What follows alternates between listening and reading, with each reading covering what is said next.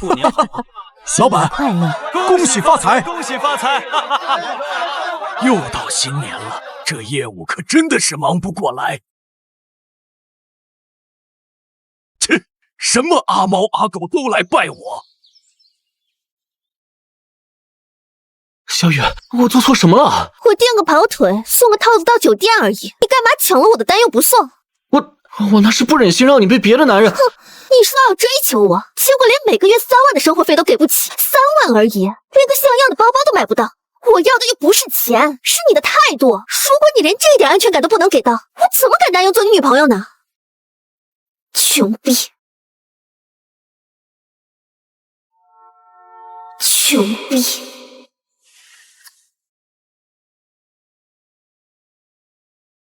财神爷在上，保佑我无任何副作用的暴富吧！我发誓，如果我有了钱，一定让林小雨那个女人后悔。只是我这也没带现金啊。有了，财神爷，我给您捐100块，您自己从我账户里划吧。支付密码是……我操！手机！如今的人间可太有趣了。哎！我的手机！大师，你听我解释，我真的是手机掉进去了。真是的，什么人嘛？唉，我叫郑钱，今天拒绝我的女人叫林小雨，是我的白月光。毕业2年半，我的收入稳定在1个月12000，原以为这样就有了资格追求她，没想到白月光变成了黄月光。难道只要进入社会，不管男女都会丢掉自己的尊严吗？林小雨这他妈挣的简直就是精神损失费啊！唉，上学的时候想的是人怎么能傍大款呢？现在想的是人怎么能傍大款呢？要是也有个富婆看上我，什么都不用干就给我几万几万的大钱，该多好啊！不对，算了，还是给我来一个系统吧，让我升职加薪，迎娶白富美，走上人生巅峰吧。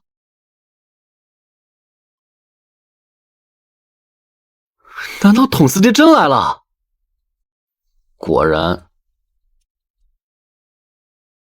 天庭财务部，这什么群聊啊？我怎么不记得？哎，怎么就直接接通了？杭城这个月的绩效咋回事？给凡人送1000万，怎么还差30万没送出去？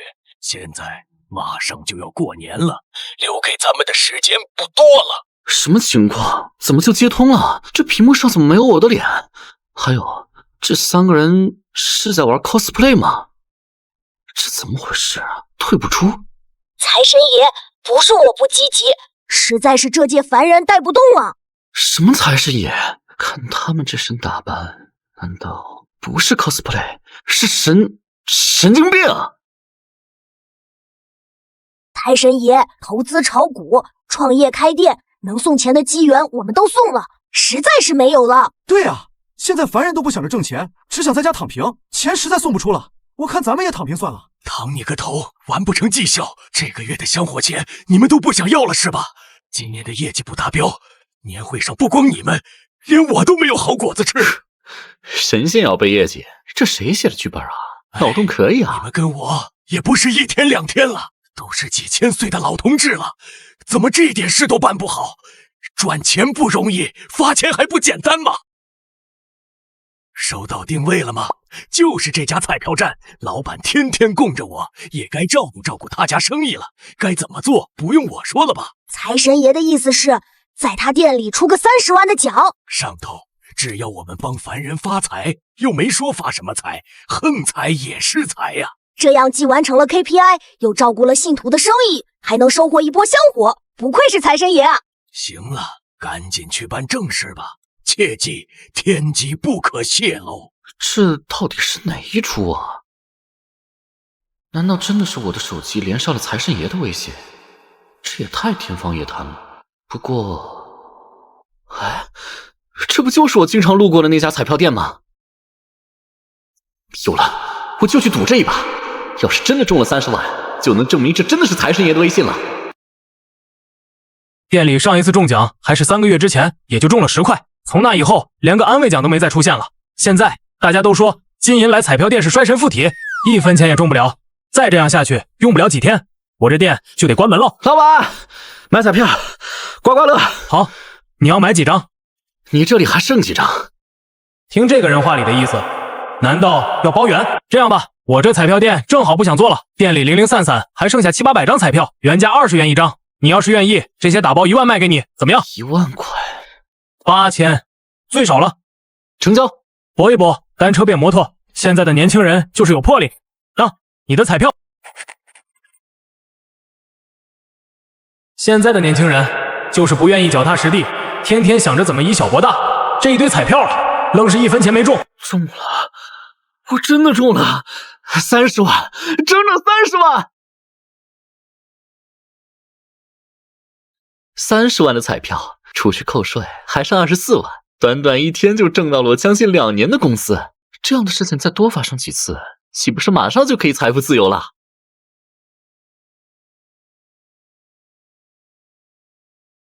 财神爷，我们这个月的发钱 KPI 完成了。这么快？凡人的手速什么时候这么快了？我连托梦的台词都还没编好呢。也是奇了怪了，我刚把中奖彩票塞进去，转头就被人刮走了，就像提前知道的一样。哈哈哈哈哈！这怎么可能？估计只是凑巧吧。你们完成的很好，那就这样，继续努力。过年我忒忙，得去收香火了。公明哥哥，广寒宫有仙物掉落，我来找你报备。哎，你这次又把什么宝贝掉凡间了？这次不是我，是我家兔兔捣药师手滑，把那根阳之白玉的捣药除掉凡间了。你家兔子怎么天天往下掉宝贝？那怎么办呀，公明哥哥，你快帮人家想想办法嘛。我算一算，那根玉杵从山里挖出来后几经转手，现在在吴山古玩城被当成边角料处理。什么？那人家怎么办嘛？公明哥哥，放心好了，那物件灵力稀薄，不会引起什么轩然大波，而且现在的样子，凡人压根儿也认不出来。你就偷着乐吧，不然还得想办法把东西再捞上来呢。谢天谢地，那我就放心了。不是什么大事，这次就这么算了，但是注意点，别有下次了。好的，公明哥哥，人家下次一定注意。这虽然是兔子用的，但是对于人间来说，肯定也是不得了的宝物了，我得赶紧拿下。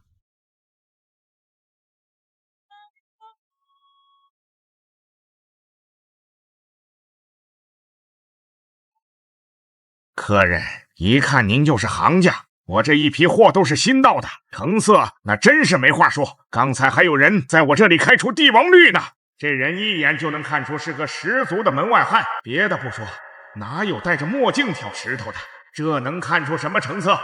这块怎么卖？嗨，您要是实在想要，我给您一个实在价10万，怎么样？我当然不是傻子，戴着墨镜就是不愿意让老板知道我真正的心思。直接开口向老板买一个边角料，肯定会惹得老板怀疑，因此我得曲线救国，先装模作样买一个石料，再让老板搭上2块边角料，暗度陈仓，这样最为稳妥。10万，我看最多值3万。小兄弟，这石头一看就能切掌啊，3万你可买不到。8万。交个朋友，5万，7万，不能再低了。老板，你这价格太高了，算了，我还是再看看吧。别，就取个中间，6万，少1分我都不卖了。好，这事儿已经成了8、9分了。150万的玉兔捣药杵已经在向我招手了。6万就6万，不过你送我几块当天头吧。菜市场买颗白菜还搭根葱呢。我也是看你有缘，这样吧，我多送你几块，就当交你这个朋友了。切，一堆边角料，谁稀罕啊？小兄弟，那你可就不知道了，咱们赌石玩的是什么？不就是个奇迹？有时候越是这种不起眼的边角料，越能开出天大的惊喜。好吧，那老板，你帮我切一下吧。说这小子傻，怎么真的傻的冒泡？这边脚料里要是能开出好料子，那我这生意还做不做了？算了，就给他切一下吧。我在这儿卖了那么多年石头，眼光还能出错吗？这是羊脂白玉，睁开眼了！我在行里30年都没见过这么好的料子。小兄弟，考不考虑出手啊？肥水不流外人田，你要不就卖给我吧。我倒是也打算卖，就是不知道老板出多少钱。哎呀呀，你瞧瞧这油性，这细腻度，这光泽，哎，可惜呀，可惜。这玉虽看着不错，但是你看这里，这发青的底色和松散的玉花，典型的俄料特征啊！这要是咱们正宗的西玉和填子料，价格至少翻1倍。不过呢，这在俄料里也已经算极品了。小兄弟，我出10万，这价格在俄料里已经是相当高的了。怎么样，和我成交吧？200万，200万我收了。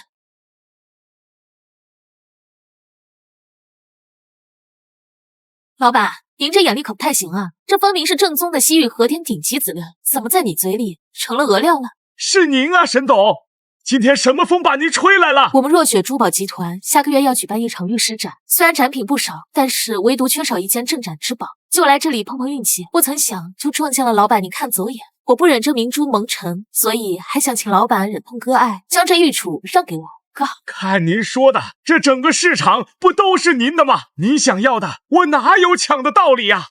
如何，小哥哥，200万卖给我，你也不算亏了。所以你想买下我手上的玉杵做镇展之宝？是的，把它放在展厅中央，绝对能让所有行家眼前一亮。一个玉土捣药用的杵，竟然在人间如此珍贵，真不知道这天上还有多少奇珍异宝。要是哪天再多掉下来几个就好了，最好直接砸我头上。所以200万，你看如何？之前在财神的聊天记录里看到过，常常说这瓶玉杵在人间至少值500万，200万还是有点少了。这个价格嘛，300万，不会有人比这个价格出的还高了。我想这应该是你无法拒绝的数字。成交。唉，虽然想再抬高一点价格，只是我也深谙一个道理，一个物品的价值几何，不单单看物品本身，还要看它的主人。我现在就只是一个名不见经传的人物，就算玉杵真的值500万，我也很难找到愿意出500万买下来的人。而沈若雪就不一样了，500万的玉杵在他手上甚至能卖出1000万的高价。很高兴跟你做生意，稍后我会安排人给你打款。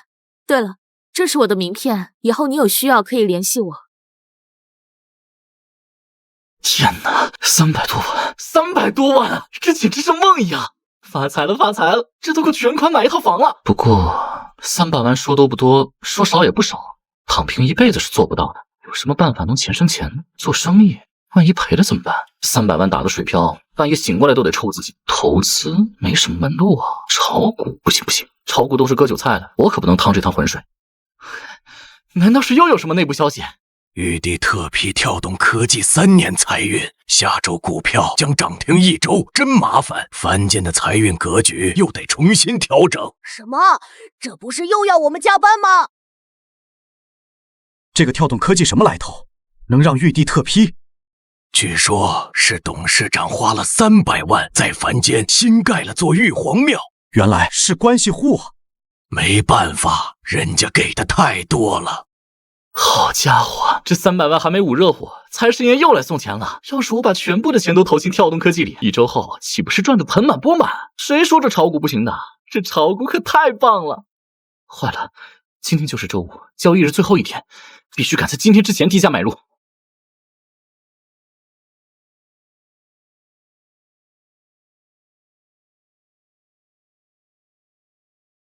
你好，请问你是这里的工作人员吗？你有什么需要帮助的吗？张依依，好巧啊！我想开个户。挣钱吗？好久不见了。那个，我是说，好的，先生。张依依，你在这里磨蹭什么呢？王经理，我在给这位客户开户。开户？这种小事他自己琢磨不明白吗？需要你教。公司花钱请你来，是让你去挖掘手握千万资金的大客户，不是让你教人怎么用手机的。怎么，你还真想当垫底王，当一辈子？看来这是遇到了职场霸凌啊！依依，户开好了之后，你再帮我买只股票吧，我要买跳动科技。跳动科技那可是出了名的垃圾股，连续亏损，濒临退市，谁买谁被套。我说兄弟，你别是被哪个小道消息给忽悠瘸了吧？郑先生，跳动科技这家公司最近的财报不太好，我建议就买它，按我说的做。那您准备买多少？先生，3万的话，我来教您怎么在 APP 上操作。不是3万，是30万。难道是？不多，先来300万吧。300万？怎么嫌少？哎呀，怎么会嫌少呢？您可是我们的贵客，来，请到大护士说话。您好，我是恒天证券的业务部经理王浩军，请问您贵姓？我是他的客户，就由他来操作吧，别人我都不放心。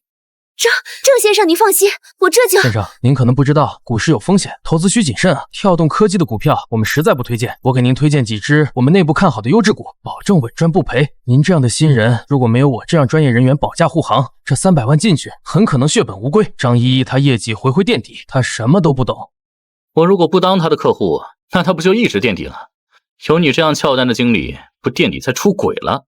300万而已，亏了就亏了，我亏得起。我看依依长得就很有福相，说不定他来给我买入，就让跳动科技一路涨停了呢。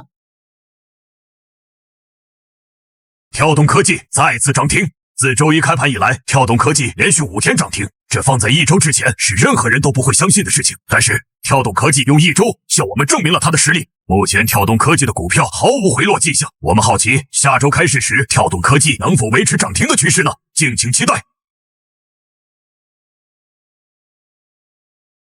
喂，郑钱，给你汇报一下，你购买的跳动科技本周连续5个涨停，截至目前，账户目前总资产720万元，盈利420万。行吧，帮我把股票的钱全部提出来吧。郑钱，现在跳动科技的势都挺好的，现在全部卖出是不是太可惜了？你按我说的做就行。爽！这就是钱生钱的快乐吗？不行，我得看看财师爷这微信里还有没有什么别的小道消息。这是什么？原来是这样，那个别墅的传说我也听过，只要住进去的人，轻则财产缩水，重则倾家荡产。原来是有人用五鬼搬财术把住户的财运全都吸走了，天天让财神去处理，预计1周后就会处理完毕。等等，我记得因为这个别墅不祥，挂的价格越来越低来着。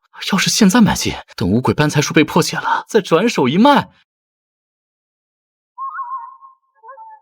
妈咪妈咪哄，天灵灵，地灵灵，五方鬼神听我令，天清清，地灵灵，方财神显威灵。老天保佑，老天保佑！妖魔邪祟，嚯！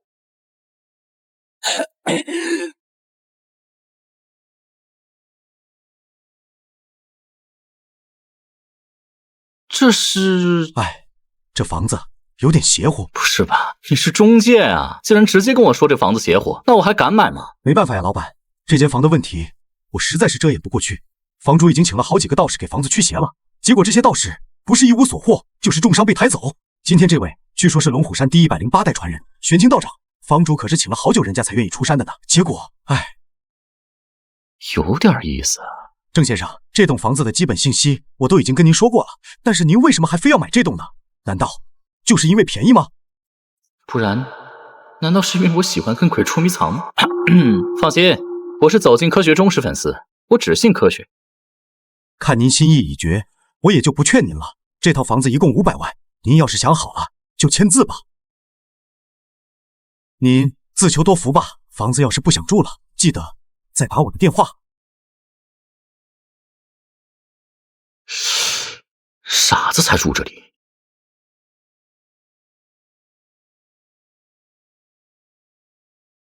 哎，财神爷，活干完了，5个小鬼已经打包带走，全送回地府了。太好了，现在这房子一定旺得不行。还不止呢，为了争取宽大处理，这几个小东西可是把啥都招了，交代了不少猛料，还有意外收获，快说来听听。据小鬼们交代，指使他们的幕后黑手是周氏集团的董事长周永年。周永年？是那个周氏集团的周永年，横跨地产、金融、科技等多个领域的商业巨鳄，资产数千亿，更是被媒体塑造成了白手起家的商业教父周永年。他的名字在杭州乃至整个江南地区简直是如雷贯耳，是无数创业者顶礼膜拜的偶像。没想到这么一个万人敬仰的成功人士，竟然会用这种下三滥的手段害人。这老小子早年学过歪门邪道的术法，是他用邪术五鬼搬财术召唤的他们，专门潜在这别墅区里干那些偷人财运的缺德事。我调了天，眼在此处的监控，财神大人您看看。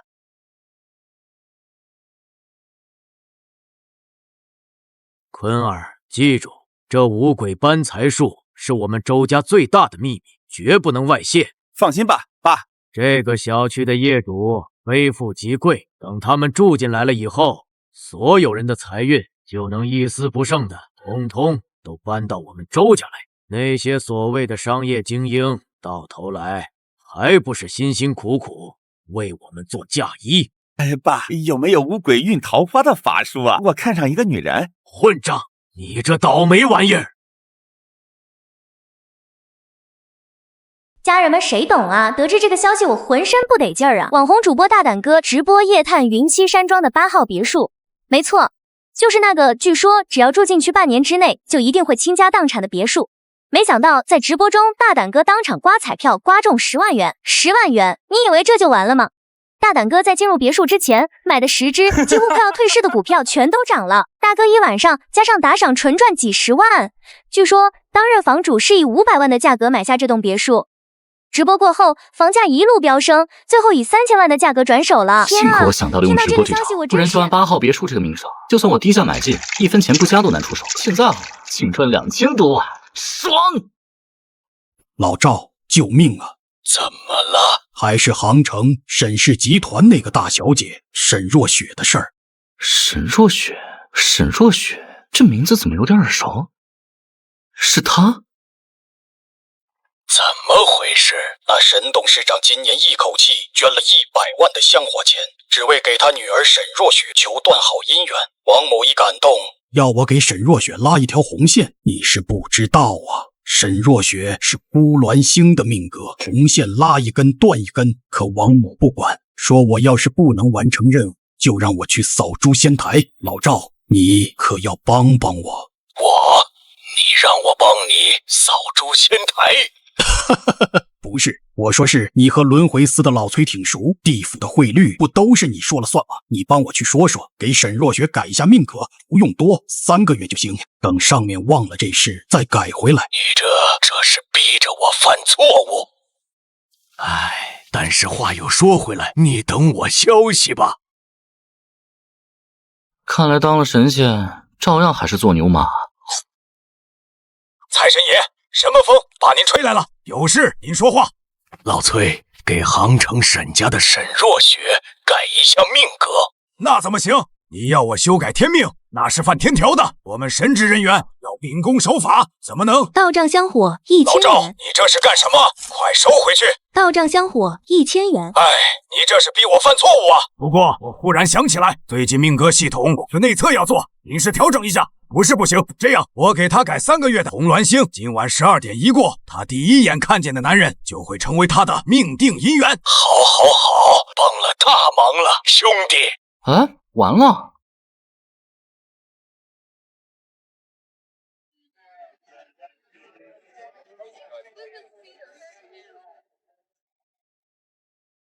哼，什么狗屁道术，老爹那套早就过时了，还是得上点科技才行。沈若雪装清高装了这么久，今晚看我怎么拿下你！奶奶的，薯片袋子倒是挺大，就装那么点东西，够谁吃？抓住他！快追！让他跑了！抓住他！抓住他！别让他跑了！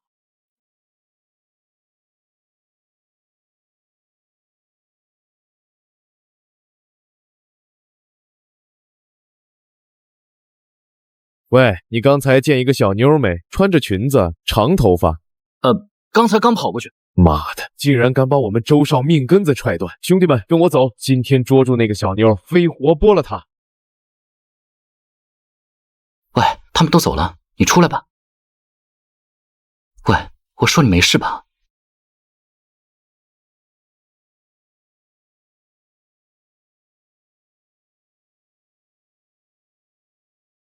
怎么是他？奇怪，为什么觉得他好像好舒服的感觉？怎么突然用这么拉丝的眼神看着我？吃药了？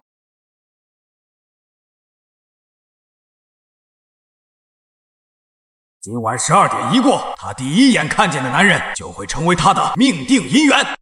我操，不是吧？我只想搞钱啊！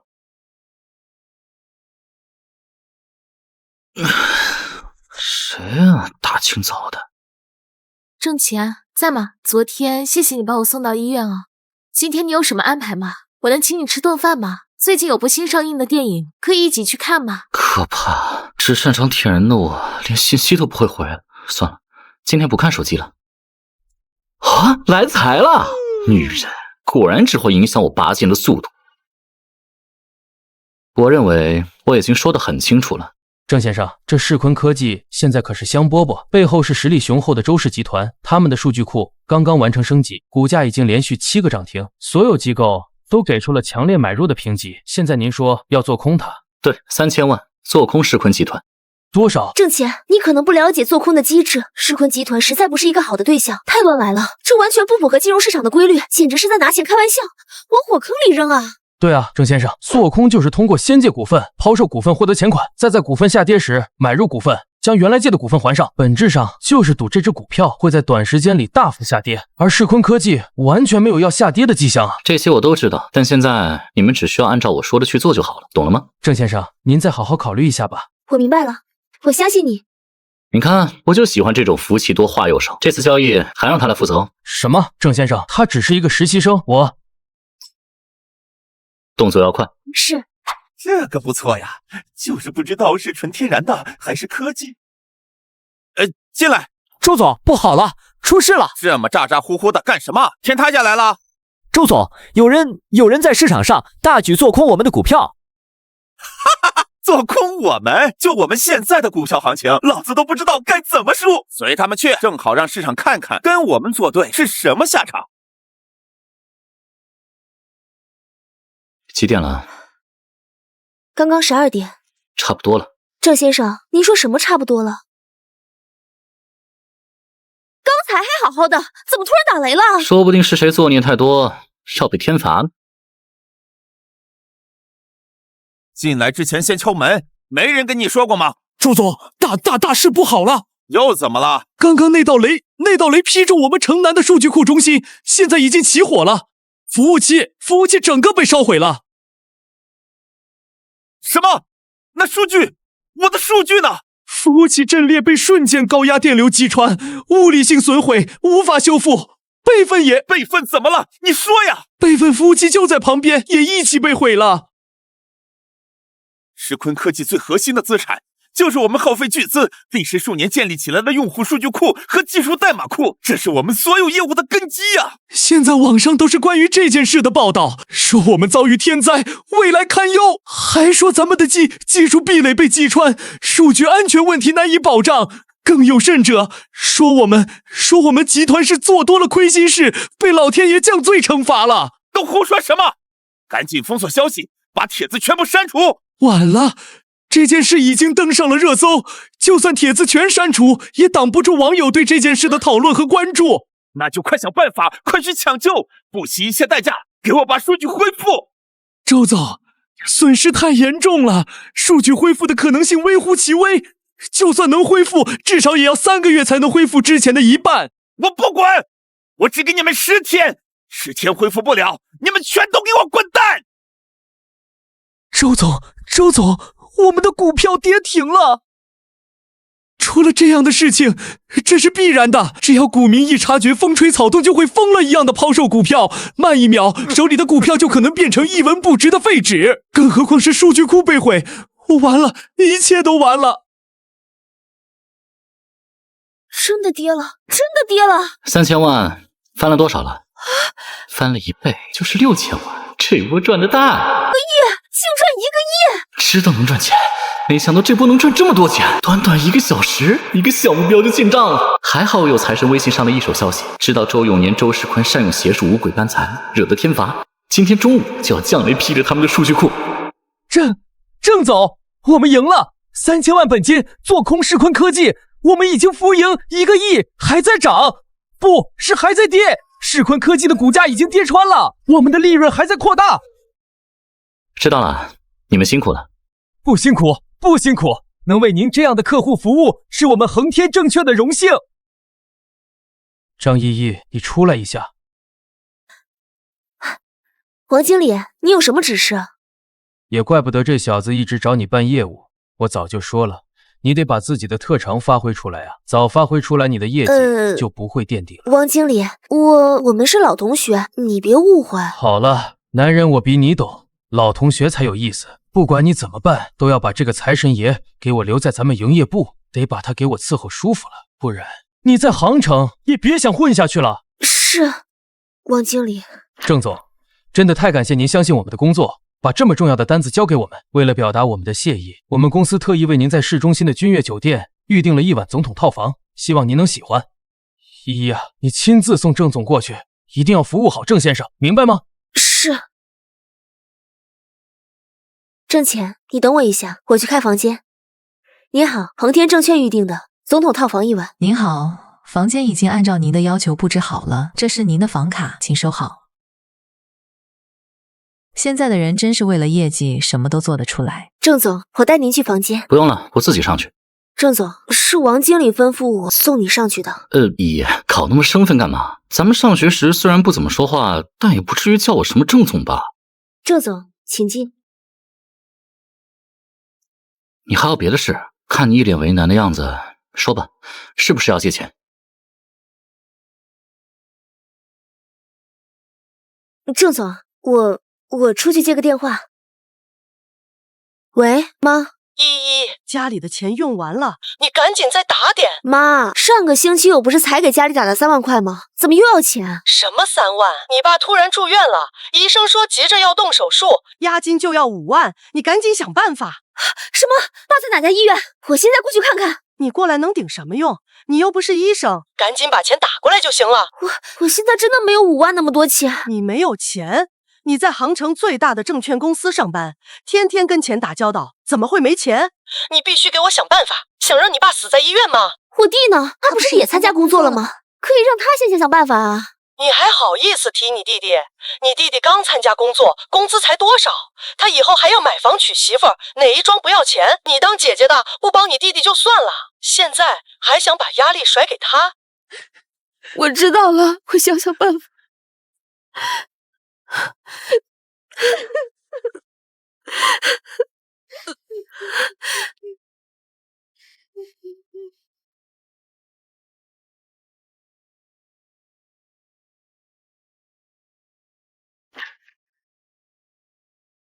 坐，依依，你要干？先去洗澡。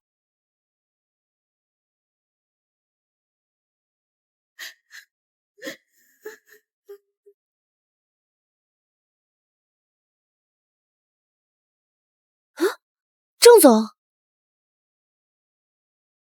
卡里50万，那年我逃课找你借了50充网费，这算还你的。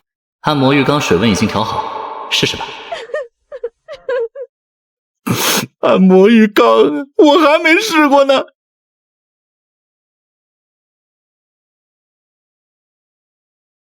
诸位同志们，接到上级的通知，杭城近3年香火税收持续下滑。经查发现，阳光小区恰好建在龙脉7寸处，其建筑格局形成困龙锁财之势，严重阻碍天地财运流通。请各位同仁群策群力，得想办法让凡人拆了。要拆迁？俗话说得好，辛苦一辈子不如家里拆房子。人这一辈子有多少次拆迁？这机会我可要抓住啊！这还用讨论？俺老孙一棒子下去，整栋楼灰飞烟灭！万万不可！根据天规第2333条，擅自制造凡间大规模伤亡，扣300年功德。最近地府鬼满为患，新报道的都排到奈何桥了。你这一棒子下去，我地府直接客满了。这也不行，那也不行，烦死了！不如我先派几个小鬼吓唬吓唬他们，不出3个月保证搬空，完了你再砸。还是我来点自然破坏，地基下沉，墙体开裂，水管爆裂，民房变危房，政府不得不拆。这个靠，我到时候再打点雷，把他们的武器都给断了。不错，就这么办。我去，这不发了吗？郑哥，您可算来了，等很久了啊。哪能啊哥，刚到。那咱们进去吧。郑哥，您上次买的那套8号别墅，眼光真是绝了，刚入手就暴涨，现在整个圈子都在传，那绝对是教科书级别的抄底。哥，我是真想不明白，为什么那些大师道士都搞不定的破财凶宅，到了您手上，非但一点事没有，反而直接成了旺宅。您这体质，是开了光还是咋地？可能运气比较好吧。不愧是成功人士，就是这么低调。说正事儿，我要的房子怎么样了？都准备好了，郑哥。这个阳光小区是正经90年代的老房子，楼龄快30年了。您别看它老破小，地段可是市中心黄金位置，而且还是重点小学的学区房。现在挂牌价1平米5万块，这里户型都差不多60平左右，一套下来300万上下。价格不是问题。你手上现在有几套房源？几套？您的意思是？房子哪有一套一套买的道理？当然是全要了。郑哥，您是说全都要？对，现在我手上一共有6套房子在售，要是全部卖出的话，总价是2000万。我的天，您是神豪啊！买这种300来万的老破小，就跟去菜市场买白菜一样，这魄力，这眼光，活该赚钱啊！行，带我去看看。谁啊？刘哥，我小王，我带客户来看房了。来了。刘英俊，2位认识？我们是大学同班同学。快进来！真没想到是你来看房啊！这挣钱一身普通的休闲装，全身上下看不到任何牌子的 logo， 穿着太没素质，甚至可以说穿的有点土，和我简直不能比。这挣钱在大学里就没有什么存在感，家境也不好，不是在兼职就是在兼职的路上。想不到他居然能买得起这里的房子，估计这几年肯定是省吃俭用当牛做，家里再拼拼凑凑才凑够首付嘛。你小子混得不错嘛，都能买这的房子了。嗨，瞎混呗，哪儿比得上你？也就一般般，这不炒股赚了点小钱，准备把这老破小卖了，换套市区的房子。嘿嘿，你再努力，一定也可以的。再努力也没用，有些人的起点已经注定了有破的生活。你看你很努力，不还是只能接盘我不要的老破小？而我已经遥遥领先，要去享受更好的生活了。也就一般般，这不炒股赚了点小钱，准备把这老破小卖了，换套市区的房子。你再努力，一定也可以的。房子没问题，签约吧。哎，等等，既然是老同学，那必须给你个面子。这样总价300万，我再给你便宜10万，290万，反正我也不差这点钱。不用了，就按市场价来。哎呀，你看你跟我你还装什么？省吃俭用赚点钱不容易，首付压力一定不小啊。这该便宜就便宜，别不好意思。不容易，给郑哥便宜10万，还让他别不好意思。这位房东知不知道他眼前站着的是谁啊？把云栖庄园8号别墅卖出3000万的前业主，一口气就要买下6套房子的神豪。那好，恭敬不如从命，那就谢谢老同学了。合同，小王会帮我把钱打到你卡上，290万全款，你记得查收。全款？是啊，我不喜欢背着贷款过日子，买东西都是全款。小王，这套买好了，剩下的5套今天能一起买了吗？剩下的5套？是啊，刘先生，我们郑总打算要把这个小区里所有在售的6套房子全部买下来，而且都是全款。全款6套？这小子什么时候这么有钱了？他之前都是在体验生活吗？我刚才竟然还在他面前沾沾自喜，让他再努力，还给他便宜10万块。刘先生，前段时间网上传得沸沸扬扬的那套破财凶宅，你有印象吗？听说过，前段时间还有个大网红还去那里直播呢。没错，后来这套别墅就火了，转手净赚，您知道赚了多少吗？3000万，赚了3000万！那件事在整个圈子里都传疯了，被誉为神级操盘。哎，等一下，难道……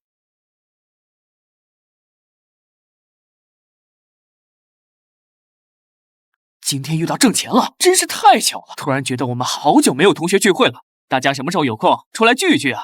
是啊，大家好久没见了，必须来。我周末都有空。这是想抱我的大腿，又不好意思直接跟我套近乎，就拉上全班同学一起，还真是好算计啊！你们怎么会遇到的？该不会是找你借钱吧？林小雨这几天忙事业，差点把你给忘了。好了，去试试吧。沈姐，我只是想让你帮我挑一身行头，这也太多了吧？谁是你沈姐？你放心好了，这些我买单。不用，我今天带够钱了。把你的钱收起来，这一栋楼都是我们家的，还能收你的钱？这简直就是我当初梦寐以求的被富婆包养的生活啊！可惜了，现在我有了财神爷的一手消息，被女人包养什么的不可能了。赶紧去试试啊！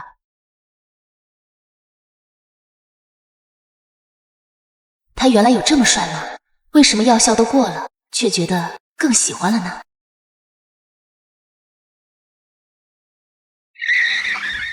哎呀，我这花了几十分钟才做好的发型，可别毁了。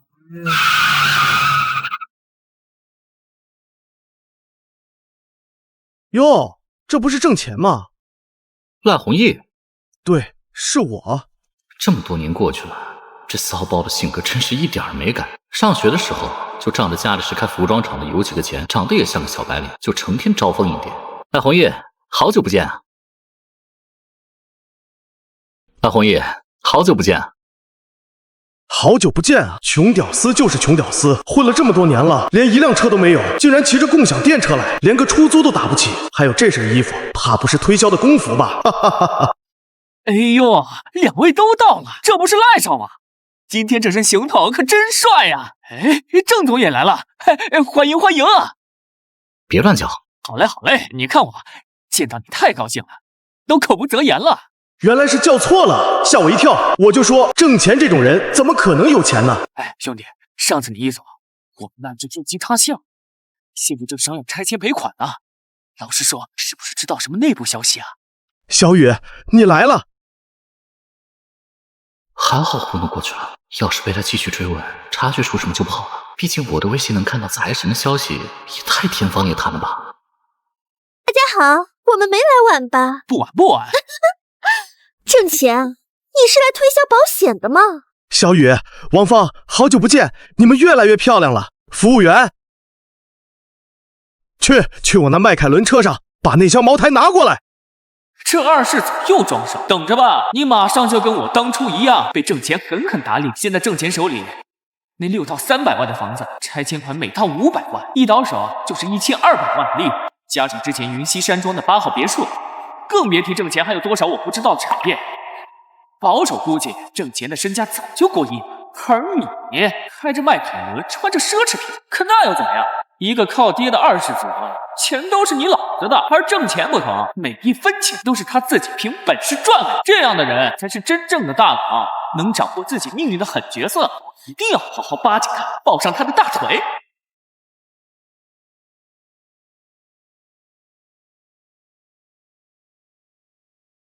哎，听说英俊这几年炒股挣了点钱啊！哎呀，哪里，都是运气好罢了。运气好也是实力的一部分啊，英俊哥，下次有这种好事儿也叫上我们呗。说起炒股啊，你们知道最近股市里出了个神人吗？我倒是也有点耳闻，是股神郑吗？是啊，这个神人先是拿300万梭哈了当时人人不看好的垃圾股跳动科技，当时所有人都以为他疯了，结果呢，隔天就爆出公司技术突破，那破股票跟坐了火箭一样，连拉7个涨停板。这运气也太好了吧，一定是知道什么内幕。有时候选择大于努力啊，要是成为股神郑的女朋友，我岂不是一辈子吃穿不愁了？这样的运气什么时候能到我头上啊？你们以为这样就完了？这还不算完。前段时间他又反手做空周氏集团旗下的世坤科技，那可是当时最火的牛股啊。结果你猜怎么着？世坤科技的数据机房被雷给劈了，就那么巧，股价直接崩盘，一泻千里。你说谁的运气能比得过他啊？保守估计这一进一出，这人净赚至少1个亿，每一步都是神仙操作，简直就不是人能干出来的事。我听说他背后有京圈的人，手眼通天。我这娘嘞，背后有人手眼通天，我自己怎么不知道？赖总，你怎么知道得这么清楚？难不成你认识这位大佬？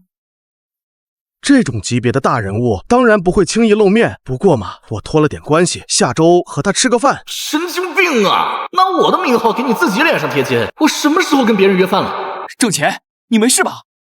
嘿嘿嘿，说起来也巧，我听说啊，那位股神姓郑，跟咱们的老同学挣钱还是本家呢。赖弘毅这家伙不是在打我的脸吗？言外之意不就是同样姓郑，一个是在云端翻云覆雨的股神，而我就是毕业后默默无闻，缩在角落里一声不吭的穷小子吗？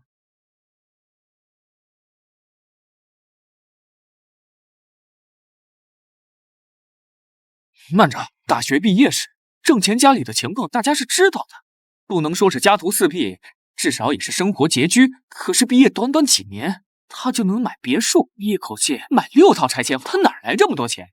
除非是中了超级彩票，否则唯一的解释就是股市。股市1个亿，姓郑。郑钱，那个股神不会就是你吧？怎么可能？这么牛逼的股神怎么会是我呢？只是同姓罢了。刘英俊，你小子喝了多少？脑子瓦特了。他要真的是，就不可能骑着共享电动车来参加同学会了。再说了，能随手玩弄股市的大人物，哪个不是5、60岁，头发都秃了的老头子？他才多大？别做梦了。来，继续喝。今天的全场消费由我买单。卧槽，英俊，你说的是真的？那还有假？290万，一分不少打给我了。后续又买了我们小区5栋房，这得多有钱啊！也不知道就毕业这2年，他到底怎么挣了这么多钱的？哦，难道我们同学之中还有一个隐形富豪？那你说，挣钱都那么有钱了，今天怎么还骑着共享电车来同学会啊？这你就不懂了吧？有钱人都很低调。挣钱？他全款买了6套房子，怎么可能？是个穷屌丝！难道之前都是在跟我演戏？其实是为了测试我吗？不管怎么样，我不能放过这个机会。挣钱、那天回去，我想了很多，或许你是对的。什么意思啊？你点醒了我，让我明白了很多道理。我以前真的太傻了，总觉得爱情和婚姻都要建立在物质基础上，把钱看得比什么都重要。现在我才明白，你说的对，真正的感情是任何物质都无法衡量的，那种纯粹的、不掺杂任何杂质的喜欢才是最可贵的。为了感谢你，也为了我过去的愚蠢，自罚一杯，我干了，你随意。难道他真想通了？终于明白什么才是爱情里最重要的了？或许他真的改变了。郑钱，你怎么能喜新厌旧呢？郑钱，你怎么能喜新厌旧呢？什么喜新厌旧？你还装？大学里你就暗恋我们家小雨，现在才毕业多久，你就找了别的女人？亏得我们小雨说你人很好，觉得你还是很有希望的。什么别的女人？我没有女朋友。还撒谎！我都看到了，前几天你在我们店里，那个女的买了好几身衣服给你。什么？难道挣钱被包养了？我就说他今天怎么看着帅了一个度，气质也不一样了。原来是人靠衣裳马靠鞍啊！富婆给他买的衣服估计都不便宜吧？被富婆包养了，怪不得不追小雨了。你别说了，感觉好渣啊！当初明明是林小雨嫌弃老子穷，拒绝了老子的表白。再说了，我现在单身，怎么在王芳嘴里，我倒是成了负心汉？你说，你为什么要变心？你为什么不追我们小雨了？你对得起她吗？她不嫌弃你穷，还给你机会追求她，这么好的女孩子，你去哪里找？讽刺，真是讽刺！爱慕虚荣的林小雨，在王芳嘴里反倒成了圣女。更可笑的是，现在我不追求林小雨了，反倒成了我的错。来了，我表现的机会了。王芳，你竟然说挣钱穷，你知道你在说什么吗？他一口气就在我们小区买了6套房，现在啊，那片小区要拆迁了，你们知道这意味着什么吗？转手就是1000万的纯利，1000万啊！而且前段时间轰动全网的云溪山庄8号别墅也是挣钱卖出去的，又是3000万的净账。王芳，你别太小看人家，他这叫低调，懂吗？是他，真的是他，他竟然真的这么有钱，看来我赌对了。老刘，你误会了，其实那些都不是我买的房，我就是个中介，帮客户代买而已。哈哈哈，挣钱，搞了半天你是个中介啊？我就说嘛，一个贫困生短短几年能翻出什么浪来？郑中介，我家刚好要卖一套别墅，你有没有客户介绍啊？搞了半天是个中介啊，我还以为真发财了呢。想想也是，哪有人这么几年能赚这么多钱的？吓我一跳！来来来，都别愣着了，继续喝，继续喝。亏我刚才差点被他打动，这么好的演技，怎么不去当演员？不过你要演，我就陪你演到底。小雨，你刚才说的都是真心话吗？我刚才说的什么话？你刚才说你想要纯粹的爱情，不掺杂任何物质，你还说你相信我没有女朋友，你觉得我们过去的就让它过去吧，你不要多想。你这话是什么意思啊？我的意思还不够明白吗？郑钱，我们是同学，最多也只是朋友，再无其他可能。可是你刚刚还说……刚才我也不知道你是中介呀。我就说嘛，小雨，你怎么会看上这样的男人呢？我呢，还要被女人包养，实在是太丢男人的脸了。试出来，就这么随便一试就试出来，果然林小雨还是那个林小雨啊。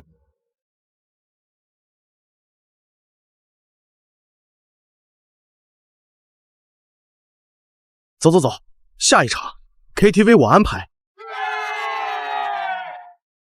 赖总大气，赖总真男人。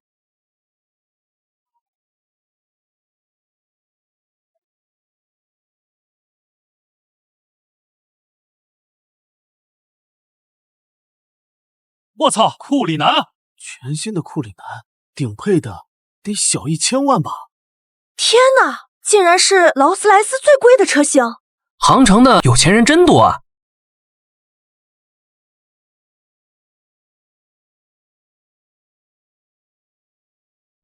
天啊，好美！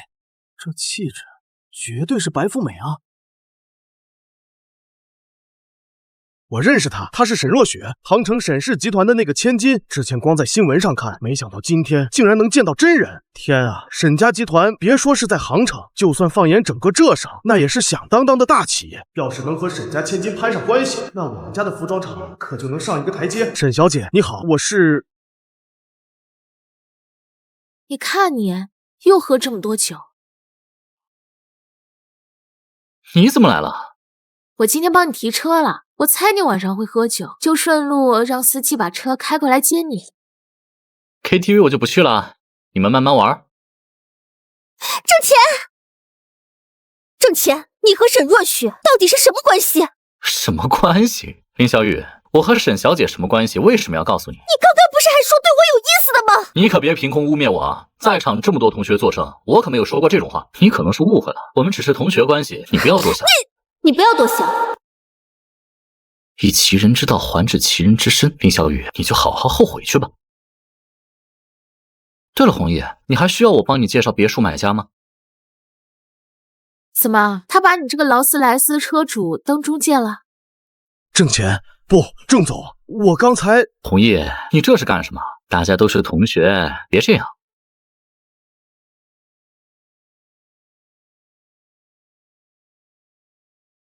这家伙倒是机灵。嘿，郑总，慢走啊！就这一点了，我都干了什么呀？郑钱就是不愿意暴露自己的身份和身价，才故意说自己是中介的。这么简单的事情，我怎么就看不明白呢？小雨，真没想到郑钱这么有钱。你看他身边那个女的，他们俩肯定是一对死渣男。还好你没和他在一起。黄芳，你一个劲的说郑钱坏话，好让我放弃他，然后你好趁虚而入，是不是？也以为我不知道你那点心思。林小雨，你疯了吧？我好心提醒你，你当驴肝肺，别以为我看不出来。听说郑钱有钱就贴上去，一听他没钱就踹开，现在反过来怪我。你就是嫉妒我！嫉妒你，你个拜金女！你给我闭嘴！好，我闭嘴。你的破事，我以后再也不管了。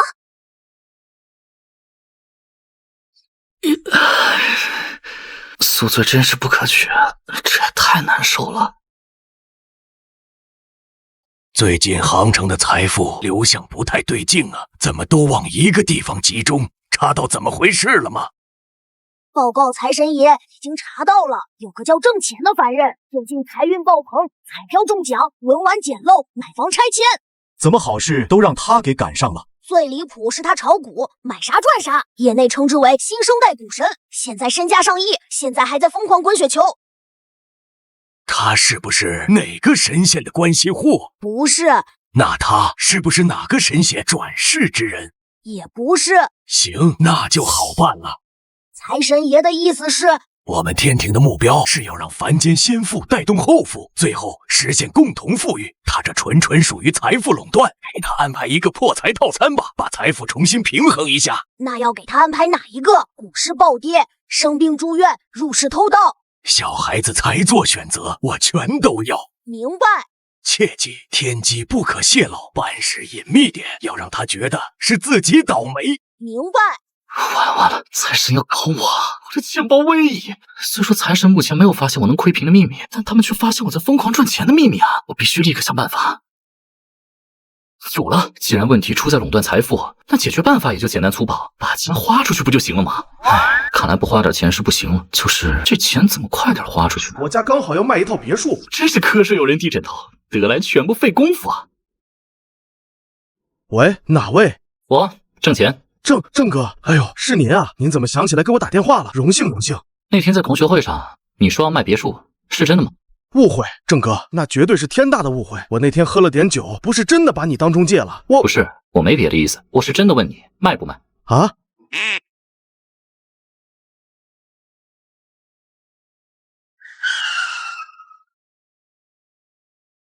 傻站着干什么？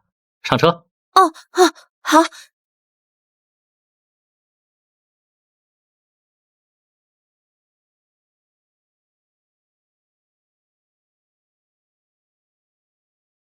郑总，我们这是要去哪儿？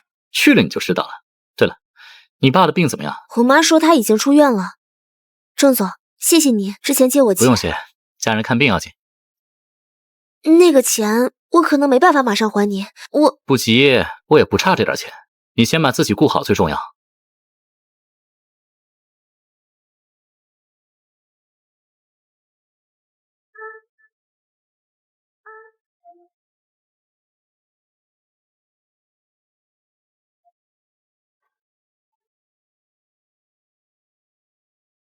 郑哥，您来了。赖总已经如此年轻有为，想不到郑总更是这般英姿勃发，真是让我大开眼界。当然了，我哪能跟我哥比？我哥比我厉害多了。郑总，您的兄弟？同学。那郑总，咱们开始看房吧。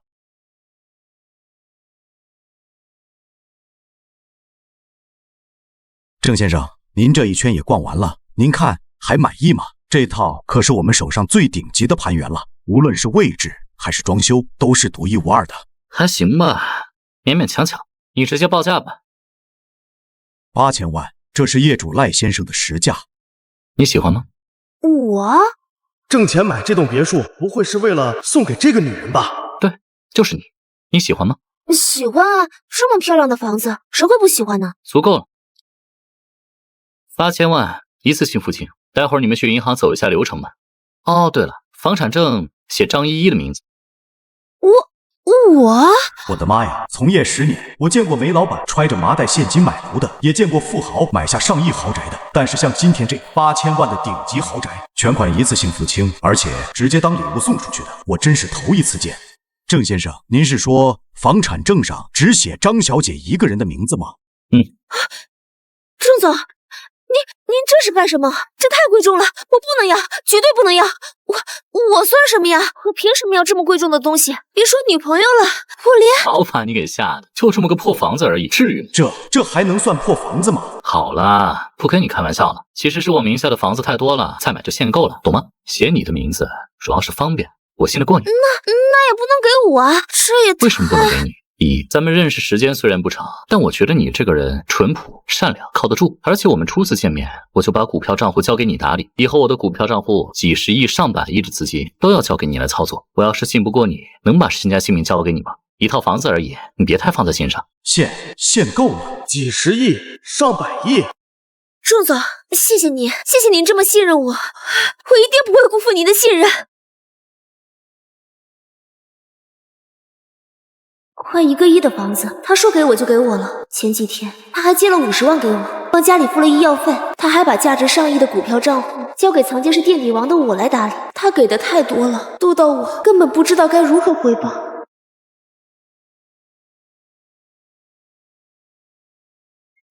到了。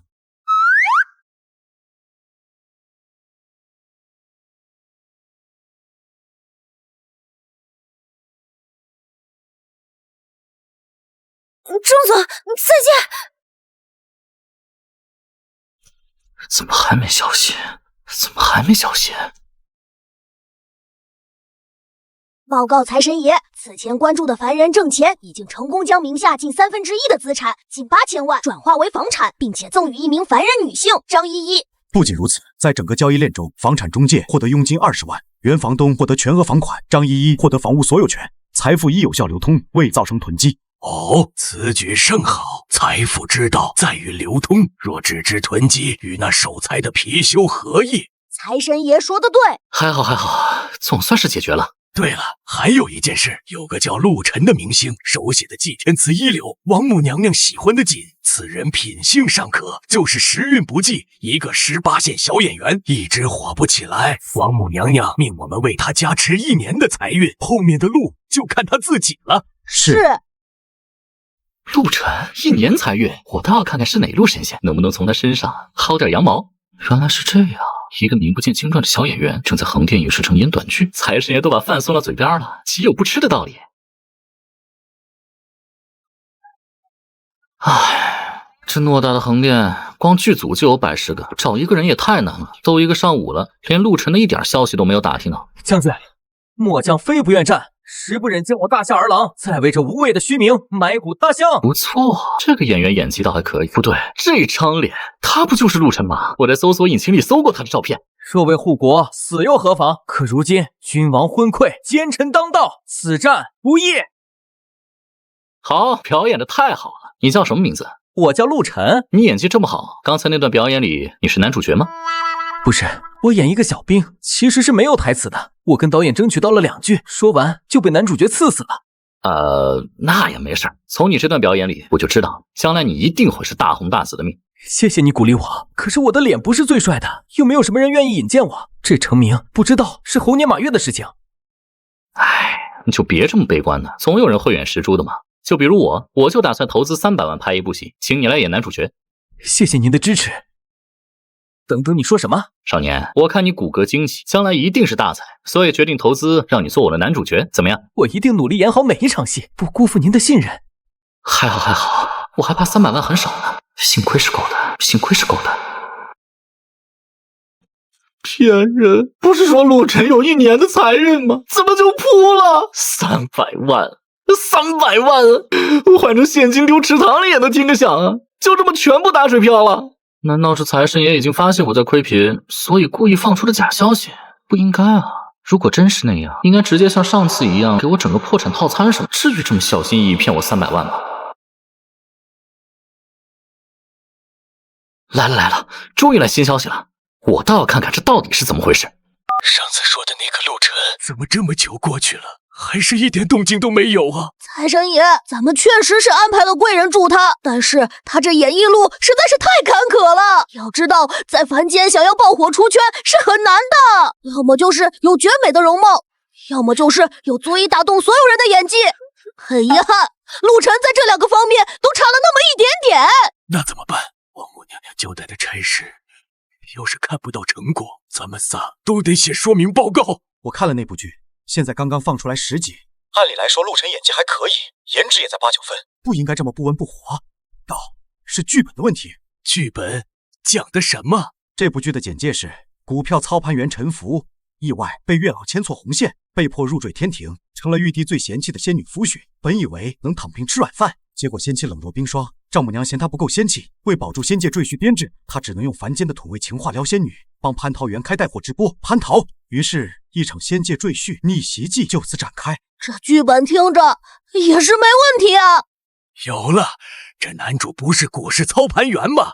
剧里提到了好几家股票的走向，只要咱们稍微动动手指，让这部剧的剧情言出法随，我就不信还不火。财神爷英明。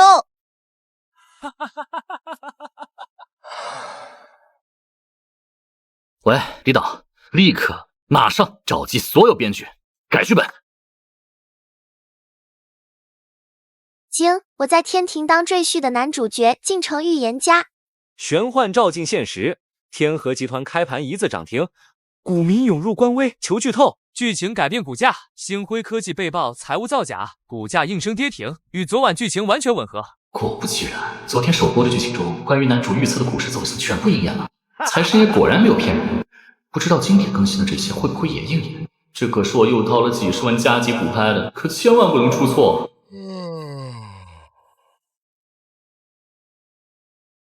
导演，剪完了，您过目一下。终于剪完了，这部戏可是我从业以来拍的最大的制作，每一个环节我都得亲自盯，我就不信这次不爆。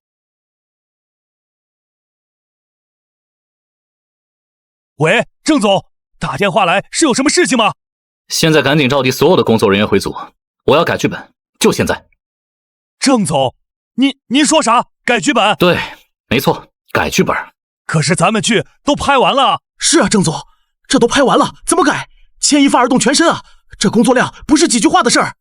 放心，所有人回组补拍，期间产生的费用我3倍给你们。那您说想怎么改？后面几集剧本里要有德宁时代这只股票连续3个涨停的剧情啊，再加一个银河传媒一字跌停。现在赶紧召集所有的工作人员回组，我要改剧本，就现在。后面几集剧本里要有德宁时代这只股票连续3个涨停的剧情啊，再加一个银河传媒一字跌停。郑总，这是为什么？这跟我们剧情有关系吗？没有，但我就想这么改。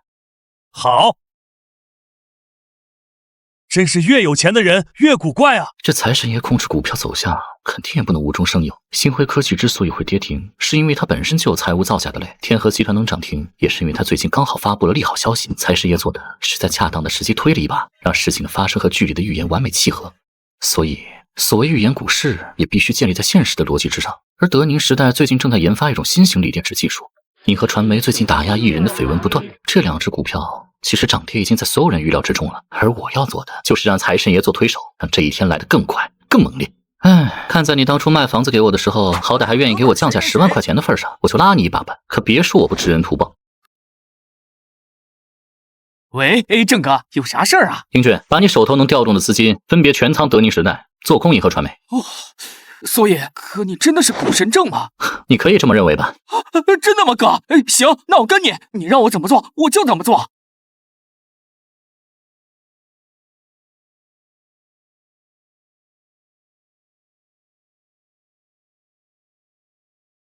涨了，真的涨了！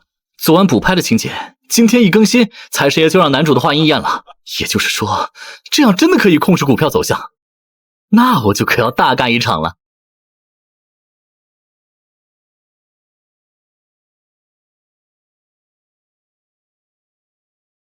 我靠！这不是巧合，这是预言！银河传媒全卖了，躲过一个跌停板，神剧啊！赚了我半年的工资。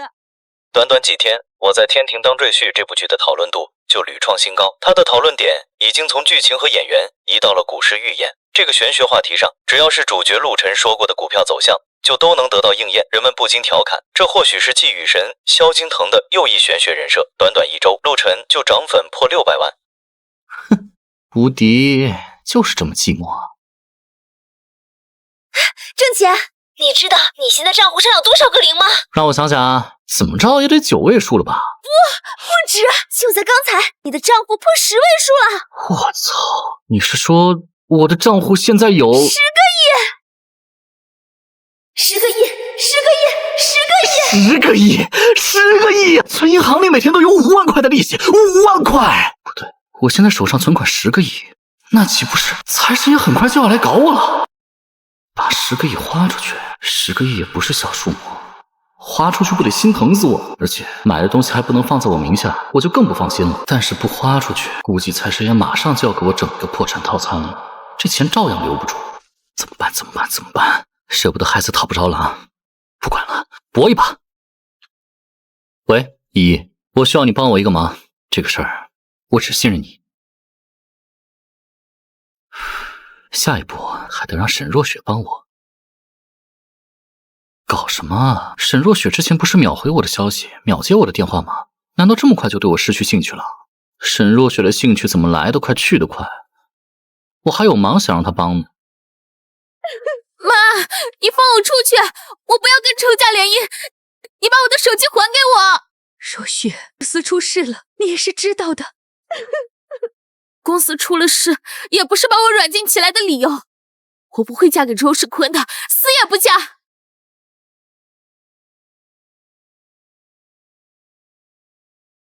若雪，这次的事可能不是你想的那么简单。如果不能马上得到现金流的支持，我们家就要破产了。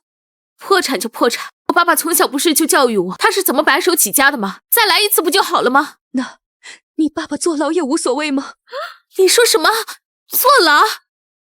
诚信那个地产项目彻底停工了，银行昨天发来最后通牒，3天内还不上贷款，就要申请强制清算我们的资产。公司里人心惶惶，上个星期财务总监走了，这个星期跟了你爸快20年的技术主管也递了辞呈，还有银行的催款电话一天10几个，你爸的手机都快被打爆了，现在连陌生号码都不敢接。妈，真的有这么严重吗？可能比你想象中的还要严重100倍，咱们家真的走投无路了，不然我怎么会放任你去牺牲自己做联姻工具啊？我们家在银行的好几笔贷款下个月就要到期了，几亿的窟窿，我们拿什么去还？还不上，公司就要宣布破产清算。你爸甚至可能要承担刑事责任，要去坐牢的。你爸这段时间头发都白了一半，以前那些天天围着他一口一个沈董沈哥叫着的人，现在一个个躲得比谁都快。你爸求了所有能帮助我们的人，可是没用，没人敢在这个时候借钱给我们，只有周家周氏集团，他们愿意伸出援手，周家愿意立刻注资5个亿，帮我们渡过难关。若雪，这笔钱不是救公司，是救你爸的命啊！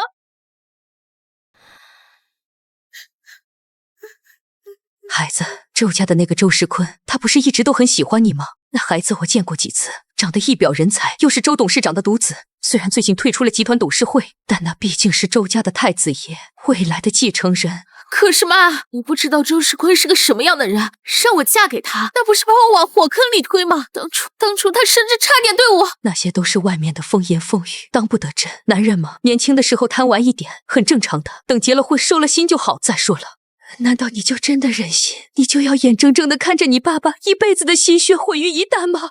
若雪，就算妈妈求你了，行不行？我说你没事吧？好，我答应。若雪，你再说一遍。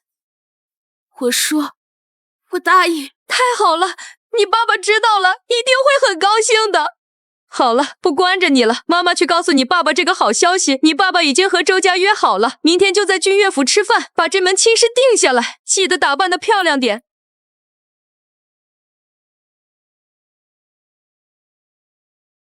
太好了，沈若雪，你终于接电话了。我刚才一直打不通你的电话，快急死了。我想开个公司，但是没这方面的经验。你看你什么时候有空？郑琪，我们不要再联系了。你什么意思啊，若雪？我说我们不要再联系了。你哭了？为什么？明天我就要跟周氏集团的周世坤订婚了。周世坤？你说的是那个人渣周世坤？我跟你说，他不是什么好人。你忘了那天晚上他还对你……我没忘，我当然没忘。可是我没有办法，郑琪，我们家需要周氏集团的融资，不然我爸爸都有可能去坐牢，我没有办法。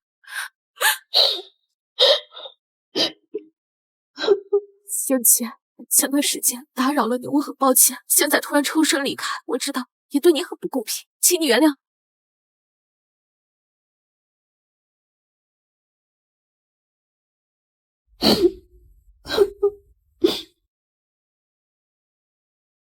若雪，是爸爸没用，要牺牲你的幸福来解决沈家的经济危机。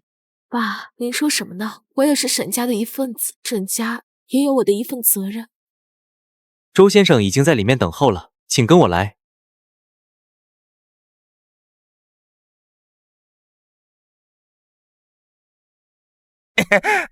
若雪，你终于答应我了。今天之后，你就是我周世坤的未婚妻了。你都不知道我梦想这一天梦想了多久。看来现在可以谈正事了。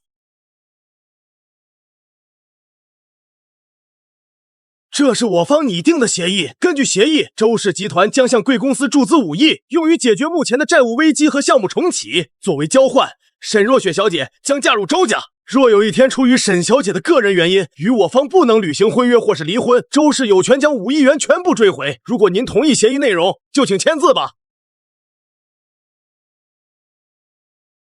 等一下，若雪，你还记得那天晚上你是怎么让我当众下不来台的吗？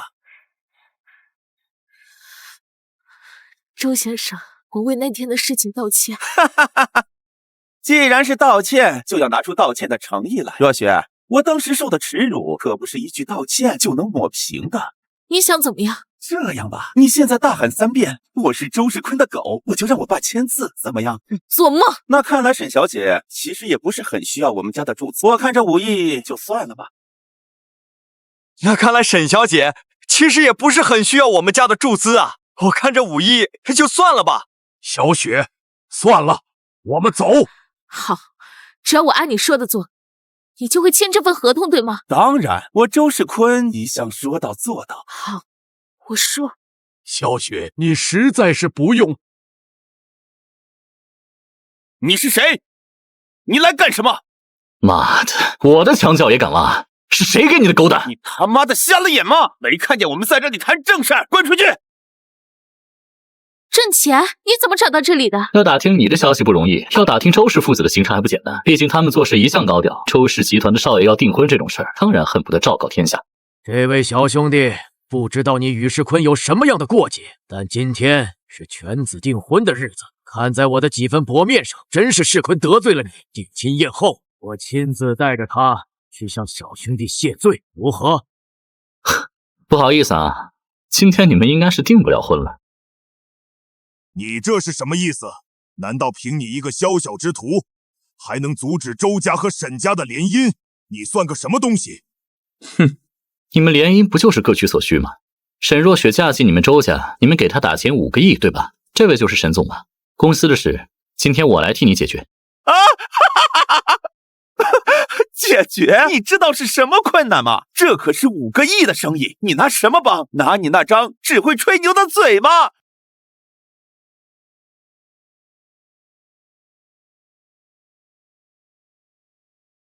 ？5个亿，沈总，就这么点钱，就值得你把亲生女儿推进火坑？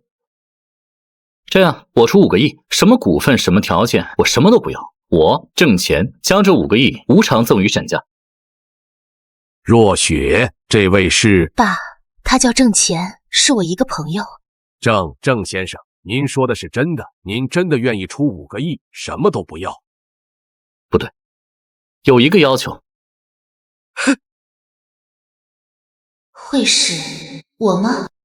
从今以后，沈若雪的恋爱自由、婚姻自由，你们做父母的不能再以任何理由干涉，别的没有了。吹牛！你他妈就是个骗子！5个亿，你拿得出来吗？这可不是一个小数字，在杭城有这个实力出手的企业本来就没几家，就连周氏集团在决定前也做足了详尽的分析，何况你还大言不惭的白送，简直就是痴人说梦。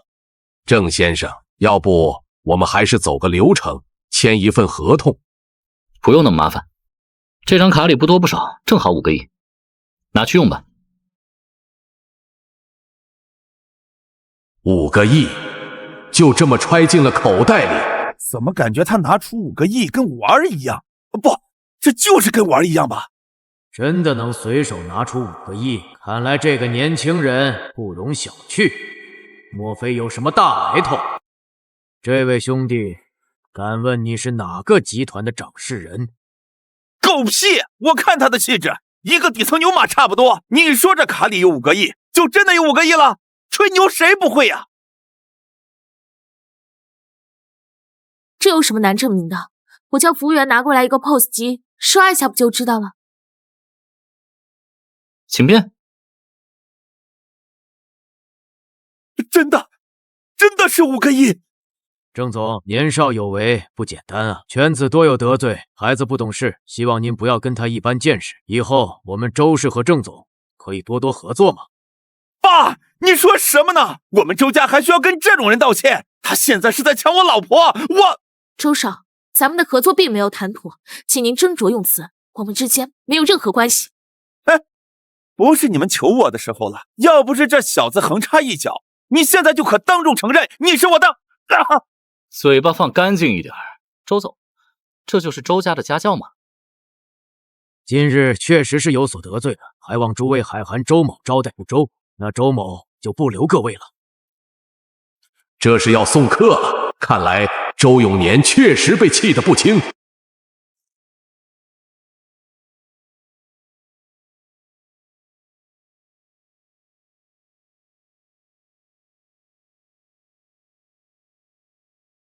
爸，你对着他点头还要做什么？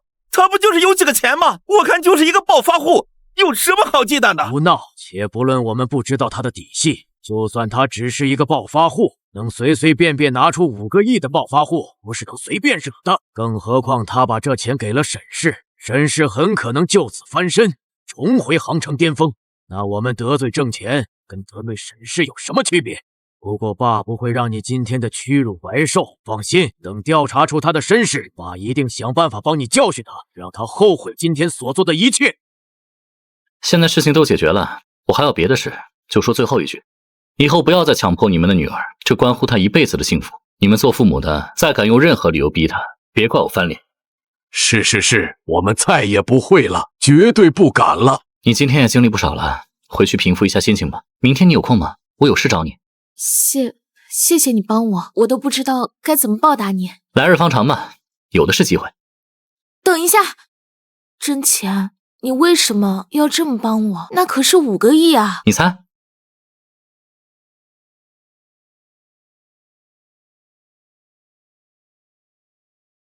？5个亿，5个亿啊！我辛辛苦苦从财神那儿薅来的羊毛，就这么没了一半。我让你成英雄，我让你壮大款，我让你壮大款。哎呦，我那个心肝脾肺肾，哪儿都不得劲儿。算了，就当是投资吧。万一以后破产了，看在这5个亿的面子上，沈家怎么也得给我安排个保安队长当当吧。史若雪，希望你能带给我的惊喜远不止这5个亿。5个亿，那可是5个亿啊！我的5个亿！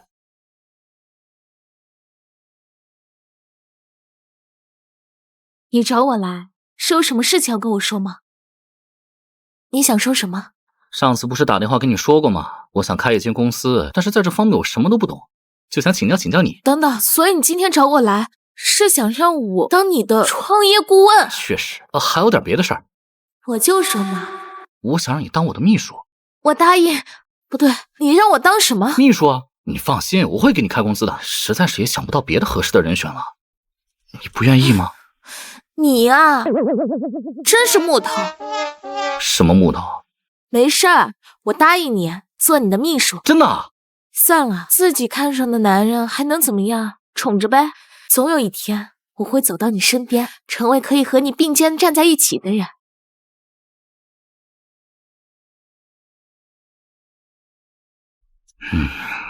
谁呀？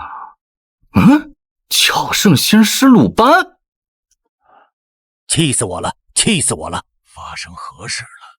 让鲁大师这么动怒？凡间有个叫沈涛的后生，本是个匠心独运的命格。他鼓捣出的固态电解质稳定方案，本是能改变行业格局的东西，何该他名利双收？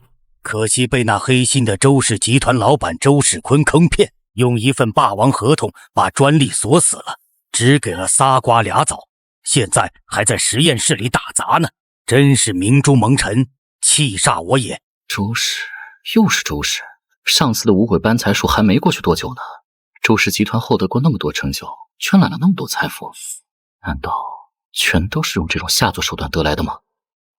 鲁大师莫急，是金子总会发光。这看子财运不久就遇到贵人提携，飞黄腾达。那就好，那就好。我实在是不忍看这么个天才被白白埋没啊！你年纪也不小了，何必跟凡人置气？那个周世坤，还有他背后的周氏，财运即将枯竭，此乃天道轮回。周氏集团做过那么多伤天害理的事情，也早该破产了。哈哈哈，如此我就放心了。不过既然失传我鲁氏，我对沈涛也想多些照拂，就拜托你为将来提携沈涛的那个贵人增添2年的财运吧。作为报酬，今年的年终总结我来帮你写。甚好，甚好。沈涛、周氏固态电解质分解方案有了，正愁我成立的公司运营什么业务呢？这不是瞌睡有人递枕头吗？喂，若雪，能不能拜托你帮我查一个人？他叫沈涛，是周氏集团旗下一个子公司的，我要他全部的资料，越详细越好。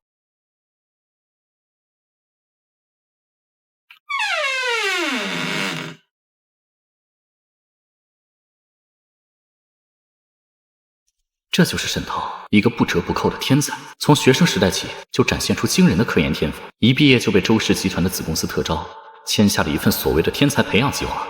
然后就没有然后了。他呕心沥血搞出来的固态电解质稳定方案，被公司用一份霸王合同以极低的价格买断，专利权被牢牢锁死。而他本人则被踢去看管实验室，美其名曰积累经验，实际上就是打杂。你谁呀？找谁？沈涛，我就是。有事？我来跟你谈谈固态电解质稳定方案。你到底是谁派来的？这事儿跟你们没关系，专利是周氏集团的。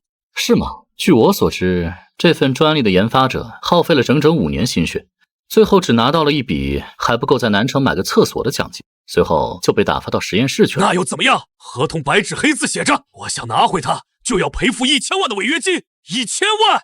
你告诉我，我拿什么去赔？这辈子都完了，就是个废物，是个笑话。1000万是吗？第一，这1000万我替你出。第二，我现在正在成立一家新的公司，你以技术入股，担任新公司的首席技术官。第三，新公司你占30%的股份。为什么替我还1000万，还给我30%的股份？你到底是谁？为什么要这么做？我叫挣钱，说起来你可能不信，就在不久之前，我还是跟你一样的打工人，为了一点微薄的薪资养家糊口，每天奔波劳累，还要被人打压，被人看不起。所以我最看不惯周世坤这样的人，他想把你踩进泥里，永世不得翻身，而我想把你扶起来，让你亲手把他创下的商业帝国砸个稀巴烂。你干不干？干！好。如雪，我需要一支最顶尖的律师团，让他们立刻来我发你的这个地址。好的。沈先生您好，我是郑总的秘书，这5位是杭城最顶尖的律师，我们会竭尽所能帮助您的。这是当时周氏集团让他签的关于专利转让的合同，你们看一下有没有什么漏洞。郑总，这份合同条款非常苛刻，可以看出绝对是经过一个顶尖的律师团队层层审核拟定的。这种合同基本不会留下什么漏洞，唯一的突破口就是支付违约金。料到了，那就付吧。郑总，将来我一定会好好工作，一定会创造比1000万更多的价值。我花这1000万是我的事情，跟你没有关系，你不用给自己心理压力。而且将来我会让周世坤把这1000万10倍、100倍的吐出来。你好，我是法务部负责人林薇，听说你一定要见我。你好，我们代表沈涛先生前来处理他与贵公司的专利转让以及劳动雇佣合同的解约事宜。沈涛？谁啊？哼，这种小角色怎么犯得上让你这种精英律师出动？按照合同提前解约，需要支付1000万的违约金。这里是1000万的现金支票，现在就可以兑付，请立刻办理相关手续。为一个小杂工花1000万解约，疯了吧？沈涛，我都不记得沈涛这个人，为了这么个小职员花1000万，哪个好心的少爷做慈善来了？周总，沈涛就是前年发明出固态电池的专利那个，当时您亲自签的字。哦，好像是有这么个人，不过那个专利我后来找了几个国外专家评估过，都说理论上可行，但技术壁垒太高，距离商业化应用至少还有10年，后续的研发投入是个无底洞。有人愿意花1000万买个画出来的大饼回去慢慢啃，我们有什么理由不成全他？让他们办，钱货两清，别啰嗦。知道了。郑总，幸不如命，专利所有权已成功转移至沈先生名下。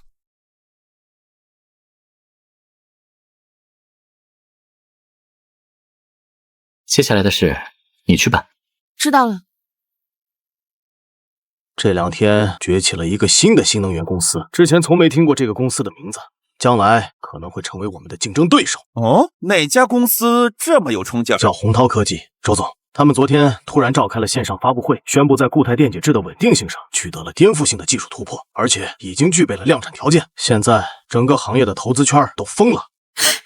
怎么了？周总，鸿涛科技的首席技术官叫沈涛，法人代表是张依依，总裁是郑钱。挣钱？他们发布会上的核心技术就是我们3天前卖掉的那份专利。挣钱？煮熟的鸭子不是会下金蛋的天鹅，竟然就这么被抢走了，而且还是我最讨厌的那个小子。法务部呢？把法务部总监林威给我叫过来，现在立刻马上！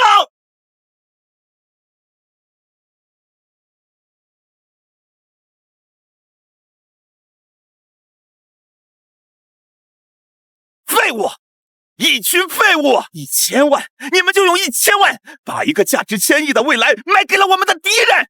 周氏养你们是干什么吃的？当初不是你自己说钱货两清，别啰嗦的吗？怎么又怪到我们头上了？告他！给我动用集团最强的法务团队，立刻对付那个挣钱，还有那个叛徒沈涛，提起诉讼。告他们什么？什么都告，就说沈涛窃取了周氏集团的商业机密，那项技术是在我们公司的实验室利用我们的设备、资金、资源完成的，所有权必须有争议。还有查他的合同、竞业协议、保密协议，给我咬死他违约，再告那个挣钱不正当竞争。我不管你们用什么方法，花多少钱，我要让他们的新公司开不下去，我要让那个姓沈的把牢底坐穿。还有，给我发动所有的媒体资源，我要让他们鸿涛科技背上窃贼的骂名。是。还愣着干什么？都给我滚去做事！又是你，又是你！挣钱，这一次我一定让你死无葬身之地！哎呀，爽！我也是翻身农奴把歌唱了。大事不好了，郑总，大事不好了！老刘，你就不能进来之前先敲敲门吗？还有什么不好了？在我的公司不许说这种丧气话。郑总，现在有关我们是商业小偷的舆论已经发酵的铺天盖地了，还说沈涛是咱们公司派过去的商业间谍，利用周氏的技术和资源开发新能源，转而把成果带到我们公司。还有呢？就这些。郑总，您怎么看起来一点都不着急啊？早就已经预料到的事情，慌什么？你是说郑总早就已经预料到，并且想好了对策吗？既然周世坤已经入瓮了，那咱们今天就大干一场，戳了这只王八炖汤喝。好。沈涛，周氏集团已经正式起诉了我们，现在我们需要你的配合，问你一些信息，你不要紧张。郑总，我已经看完了周氏集团法务部发来的律师函，以及网络上的所有通告。总结起来，对方的指控核心有3点：一、沈涛先生窃取商业机密；二、沈涛先生违反竞业协议；三、您和马总涉嫌不正当竞争。那我们该怎么回应？不回应。舆论战我们不擅长，也没必要跟他们打。而且，如果到时候能在法庭上打一场漂亮的仗，所有的流言蜚语都会不攻自破，并且成倍的反扑回周氏集团。所以我们应该关心的只有一点：怎么赢。那么依你看，我们有几分胜算？如果说总分是10分的话，我们的胜算就有10分。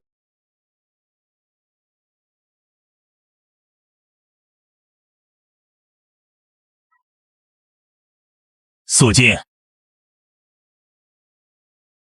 我方控告被告方沈涛在职期间，利用公司资源和设备研发出了固态电池技术，但隐瞒技术中最重要的一步，将残缺专利上交给公司之后，从周氏集团离职，伙同被告挣钱成立新公司，骗取我方专利权，并改进为成熟技术，将专利非法占为己有，对周氏集团构成了严重的商业侵权和不正当竞争。我方要求法庭判令被告沈涛立即归还所有与固态电池相关的技术专利及资料，判令被告挣钱及其鸿涛科技立即停止所有相关的商业活动，并赔偿我方经济损失，暂计5亿元。5个亿啊！5个亿啊！天啊，要完了！这么多5个亿！被告方可以开始你们的陈述。审判长，这是原告方与我当事人沈涛先生当初签订的技术转让合同。我想请原告方的律师当庭为大家念一下合同中关于专利所有权归属的第3条第7款。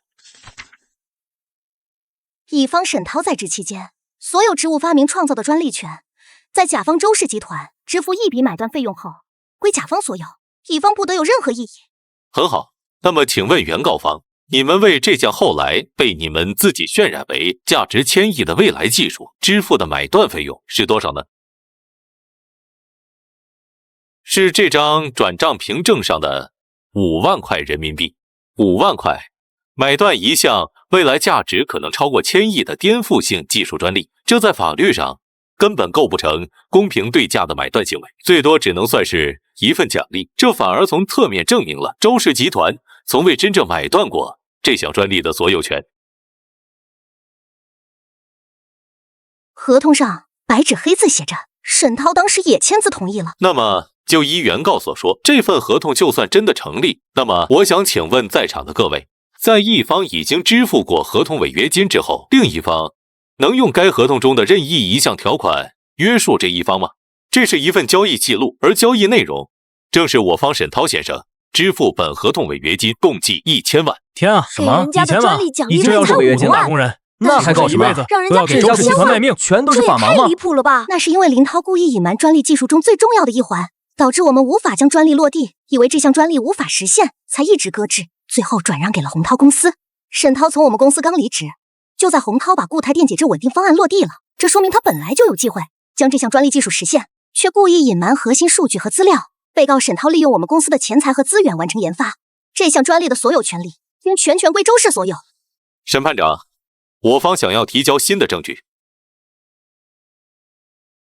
审判长，这是沈涛先生在进入周氏集团3年前，也就是他读研究生期间的实验笔记。每一页实验笔记上都有详细的实验时间和实验过程，以及导师的批语。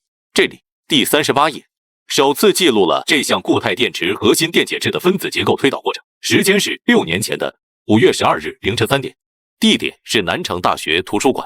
这里还有他导师的亲笔签名和批注，极具前瞻性的构想，若能实现，将是能源领域的一大步。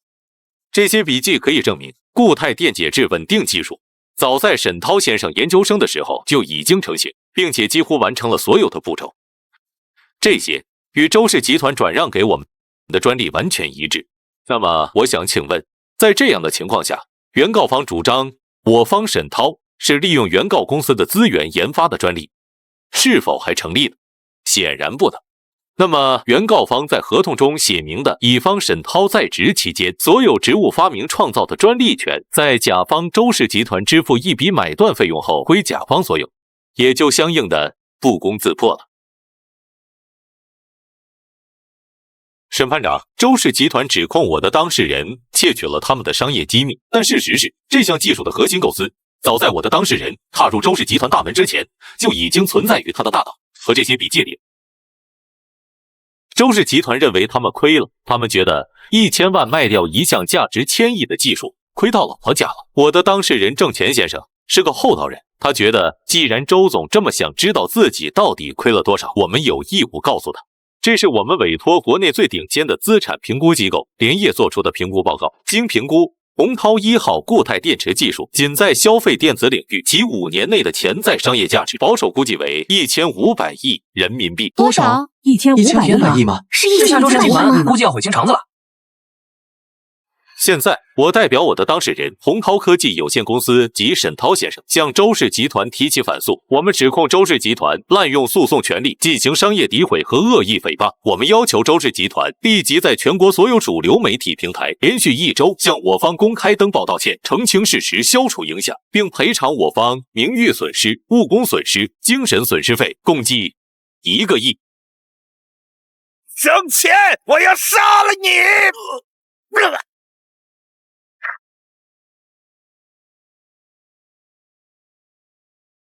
郑总，现在舆论全部反转了，这一波让周氏集团元气大伤，股民恐慌式抛售，无数股民和投资机构疯狂出逃，周氏集团的市值现在已经蒸发了500亿了。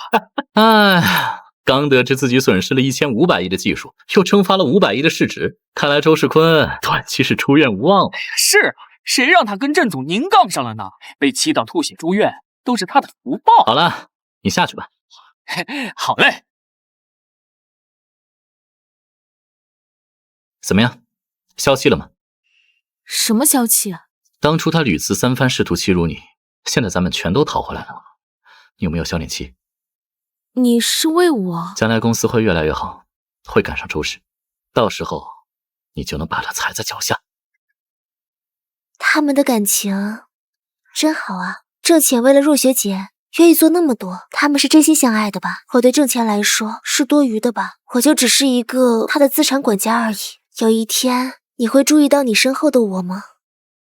近日，洪涛科技公司屡屡传出消息，运用固态电解质稳定技术生产的第一批洪涛1号就要投入市场了。该公司技术总监，也是该项专利的发明者沈涛沈先生表示，洪涛1号较之目前市场上最新技术的电池，能量密度提升 15%， 充电速度缩短 20%， 而循环寿命更是超过行业标准1倍。其碾压性的性能和绝对的安全优势，像一枚深水炸弹，在整个新能源市场掀起滔天巨浪。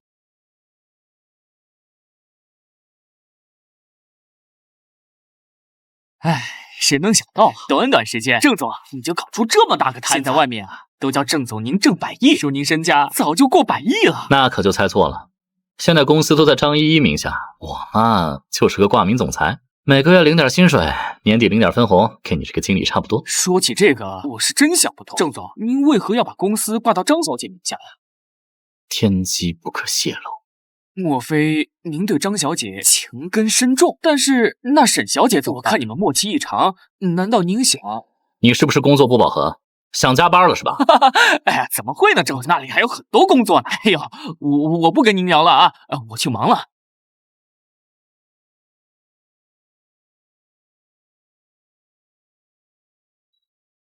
我看杭城最近的财富格局变化很大，有没有什么异常情况？变动最大的是周氏集团和洪涛科技。周氏集团本来财运就该急转直下，所以没什么问题。而洪涛科技原来是这样。这家科技公司的技术总监是沈涛，就是前段时间鲁大师让我们关照的那个人。这个公司会扶摇直上也属正常。总结，没有什么异常情况，杭城的财富流通都在控制之内。看来跟我猜的一样，只要公司不挂我的名字，财神就注意不到我。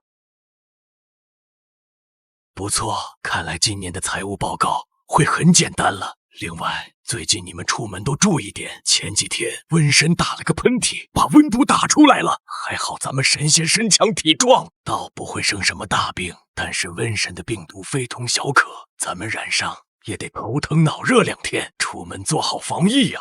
那岂不是人间又要遭瘟疫荼毒了吗？这可能也是凡间的命数吧。若是凡人感染此瘟毒，轻者发热，重者肺炎，人间怕是又要受些罪了。唉，上次疫情凡间用了3年才恢复，不知道这次又要多久。也别太悲观，妖王爷吸取上次教训，在人间投下了解毒之法。他在青城山下一个苗圃里种了一些变异的龙胆紫苏，而这些龙胆紫苏的汁液可以提取紫苏酮，这种物质对瘟毒有奇效。现在那片药田属于一位名叫林仲景的老人，他们迟早会发现其中的奥秘的。那就好。瘟疫，这关乎到成千上万的家庭，千千万万个鲜活的无辜的生命，不行，救人，我必须救人。前几年的疫情还历历在目，人间可经不起再来一次这样的劫难了。若雪，现在马上跟我去一个地方。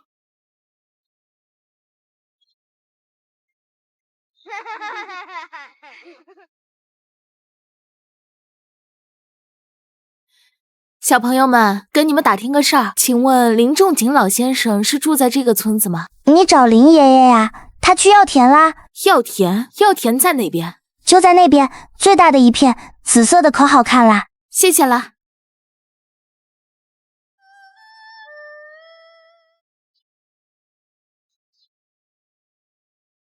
就是这里了。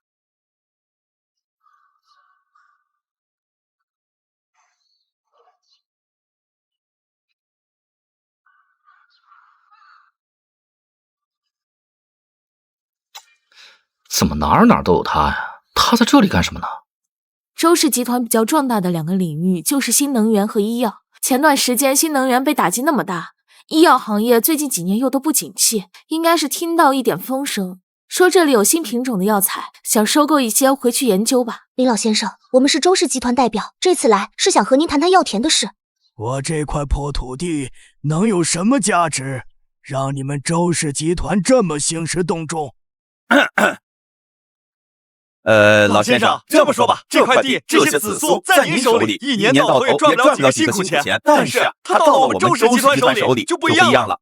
我们有最顶尖的生物科技，有覆盖全球的销售渠道，完全可以把这些紫苏的药用价值提升10倍、100倍。到时候啊，这里产出的每一片叶子都将是黄金。老先生，你和我们一起赚大钱，你这辈子，你子孙后代几辈子都花不完的钱。林老先生，我们愿意出市场价的3倍买下这块地，另外再给您个人500万的补偿款。不行，再加100万，600万。不行，再加100万，老先生，这已经是700万了，足够你在市里买一套最好的大平层，再请20个保姆伺候你。不行，1000万，这是我们能出的最高价格了。不行，老头，做人不能太贪得无厌，1000万买你这块破地已经是天价了，我们可是周氏集团。你们走吧，什么周氏、王氏、李氏跟我没关系，你就是再加5000万，1个亿，我这地也不会卖。好得很，我们走。林老先生，您再考虑考虑，我们下次再来拜访。不必了，说了不卖就是不卖。妈的，一个臭种地的，还真把自己当个人物了。挣钱？你来这里干什么？你来干什么？我就是来干什么。既然郑总也有兴趣，那就请便，我们正好看看郑总有什么高招，学习学习。就那个倔老头，1000万都不肯卖一块地，你去了不也是碰一鼻子灰？今天我就在这里好好看你的笑话。多谢周总了。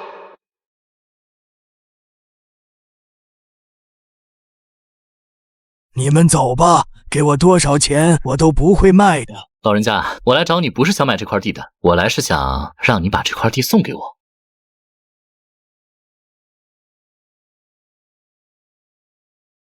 这都快1个小时了，他们谈什么呢？还不回来？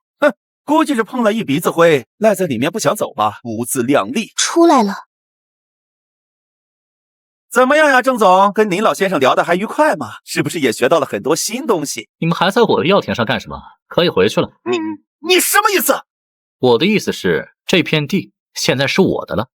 不可能，绝对不可能！那老头连1000万都不要，怎么可能把地给你？周少，这世上有些事啊，不是靠谁钱多就能解决的。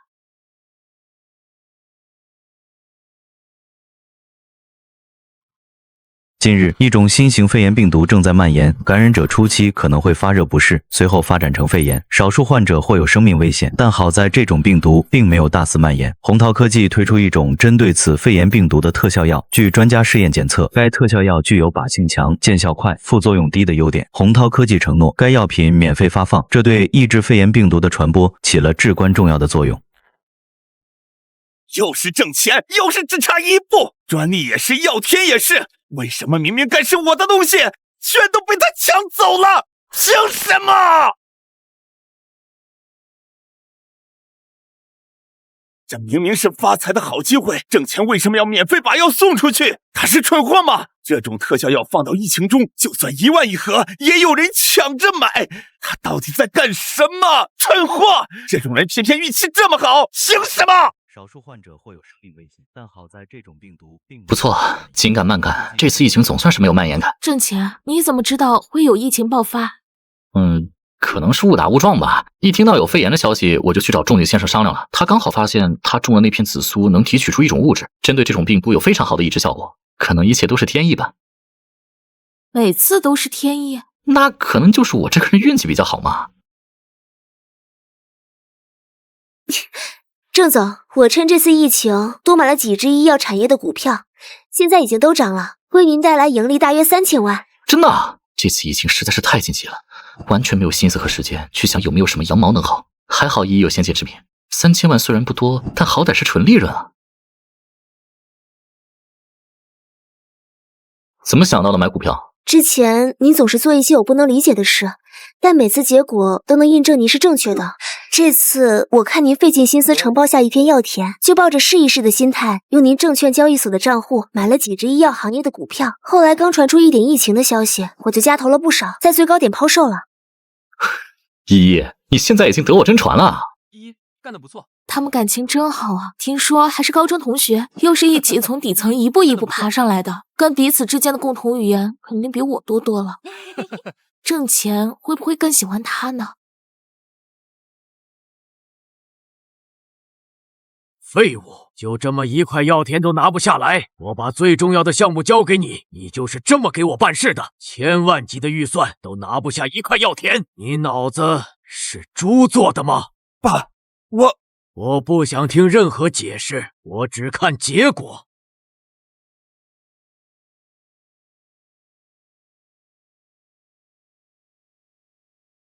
这里面的东西好好用，知道吗？好，挣钱，我运气拼不过你，那咱们就换个玩法。唉，日子真是无聊，每天两眼一睁就是钱款进账，真是好枯燥无味的生活。让我看看今天有什么事情发生。周氏集团股票涨停，怎么会？上次财神不是说他们家的财运会急转直下吗？难道这是回光返照？唉，算了，跟我都没什么关系。周总，不好了！3号生产线的核心压缩机突然爆了，引发了小规模火灾。什么？怎么会突然爆炸呢？有人员伤亡吗？没有，消防系统启动及时，火已经灭了。但那台压缩机是德国进口的，是咱们产能的关键设备，彻底报废了。再订一台，至少要等半年。查明原因了吗？查了，结果如何？设备没有任何问题，也没有人为制造爆炸的痕迹，就是这么莫名其妙自爆了。什么？自爆？对，目前119也过来了，他们也查不出起火爆炸的原因。我知道了，你先按正常流程处理吧。怎么会呢？怎么会突然自爆？这太不正常了。难道又是财师爷安排的破产套餐？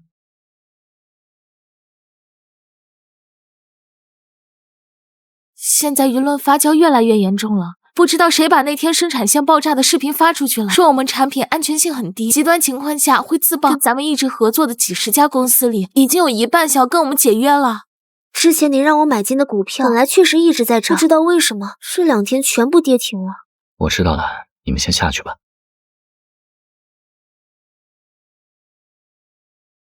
难道真的是财师爷发现了一切，现在要把我拥有的都收回去吗？最近确实是一直接不到财师爷的电话了，莫非财师爷已经切断了我跟手机的联系？可恶，不甘心啊！涨了，周总，我们周氏集团今天的股票又涨停了，还有我们的技术也有了突破，要是投入使用，能降低30%的成本。很多公司都想跟我们签合同，这太神奇了！1周之内，我们公司简直像是要东山再起了。说错话了，咱们周氏一直都在巅峰，只不过前段时间经历了一点小风浪而已。行了，我知道了，你下去吧。这换命符真是好用啊，可惜只能换5年，不过没关系，只要5年后再换一次就行了。郑钱，你注定只能成为我们周氏集团的养料。哈哈哈哈。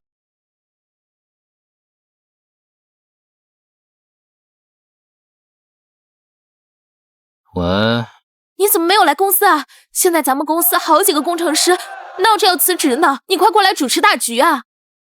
这种事你来处理就好，我相信你。说不定再过一段时间，我连这大平层都住不起，只能搬回那个小出租屋。我不是已经把网关了吗？怎么还能接到电话？我靠，是财神的电话！财神终于来电话了。到底是怎么回事？杭城的财富格局又变了，这次是因为什么？查到了，周氏集团最近的财运，财运一飞冲天！怎么可能？周氏集团命数都快尽了，财运怎么会好？奇怪，本来该发展迅猛的洪涛科技，怎么销声匿迹了？什么意思？我们公司本来应该发展的很好。果然，又是那周氏父子搞的鬼。他们用了换命符，把洪涛集团总裁的命换到周氏身上了。换命？是的，本来洪涛集团就有沈涛这个财运加深的人坐镇，加上鲁大师为这家公司争取的2年财运，洪涛科技本该红红火火。但周氏父子一心觊觎，剑走偏锋，把洪涛集团总裁那大富大贵的命格给偷了。我靠，周世坤真是个孙子！好在这换命符也并不难解，你们俩就劳动一趟，把这害人玩意儿给解开。解开之后，想办法把两边公司的账平一平，该是谁的钱就回哪里去。另外，前段时间疫情没有扩散开来，洪涛集团在其中起了关键的作用。瘟神也想请我们帮洪涛集团加3年的财运，你们去办吧。是。周世坤，我本以为法庭上的胜利就是终点，商业竞争再残酷也有底线。但我错了，原来对于周世坤那种从骨子里就坏掉的无赖来说，根本没有所谓的底线。打蛇不死，反受其害。一次法庭上的胜利根本不足以彻底摧毁他，必须让他永世不得翻身，必须把他和他赖以生存的根基连根拔起，烧成灰烬。本来还想给你们留点体面的，现在看来没必要了。商业竞争还是玄学斗法？五鬼搬财是什么？一段疑似周氏集团创始人的偷拍视频流出，你拼命赚钱，内容可能只是在为别人做嫁衣。富豪发家致富，靠的不是努力，千亿周氏集团背后令人毛骨悚然的五鬼搬财秘辛。细思极恐啊！当年住在云起山庄的那些富豪，岂不是成了他家养的过气存折，随时提款？断子绝孙的玩意儿。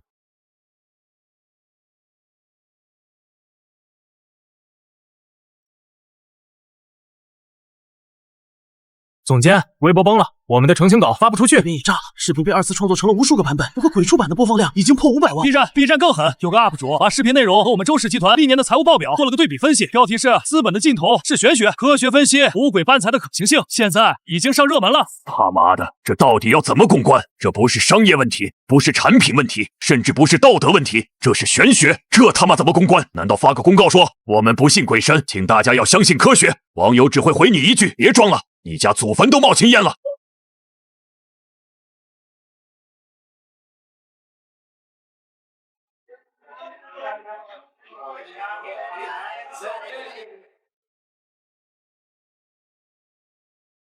怎么回事？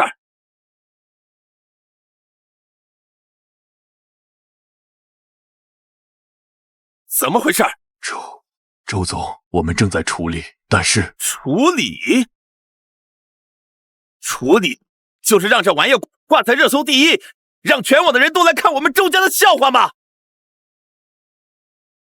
给我砸钱，把所有平台的热搜都给我撤下来，不管花多少钱，1个亿、10个亿，给我砸！还有那些发布视频的博主、媒体发律师函，有一个算一个，全都给我发律师函，告他们，告到他们倾家荡产，牢底坐穿。周总，这次压不住啊！压不住！你再说一遍！源头太多了，我们根本找不到最初的发布者。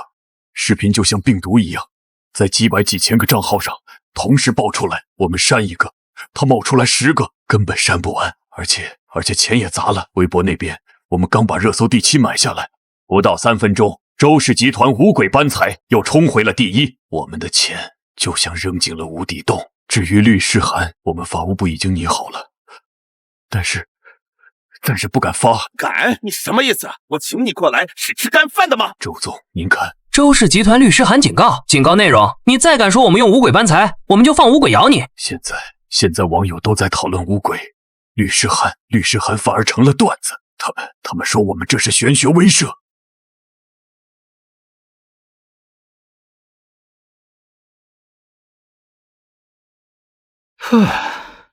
没想到上市一个公司这么麻烦，签字签得我手都疼了。得了便宜还卖乖，心里指定开心死了。那是当然，谁会在自己公司上市的这一天不开心呢？那还有件事，说出来你会不会更开心啊？是什么？就在今天，周氏集团终于宣布破产倒闭了。瘦死的骆驼比马大，周氏集团早在2年前就已经声名狼藉的在走下坡路了，现在竟然才破产倒闭。是啊，周氏父子也算是为了自己的行为付出了代价，不过他们俩早在2年前五鬼搬财术被爆出来的时候，就突然双双中风了，想来也是上天的惩罚吧。人在做天在看。这2年我领悟了一个道理，该是你的就一定是你的，不该是你的，哪怕你抢到自己手里，最后也都会化为乌有。正好又是1年新年了，为了庆祝新年，也为了庆祝公司上市，今天咱们3个不醉不归。走，我请你们。假如我年少有为不自卑，老婆一定一大堆。你小心点儿。你以为我醉了？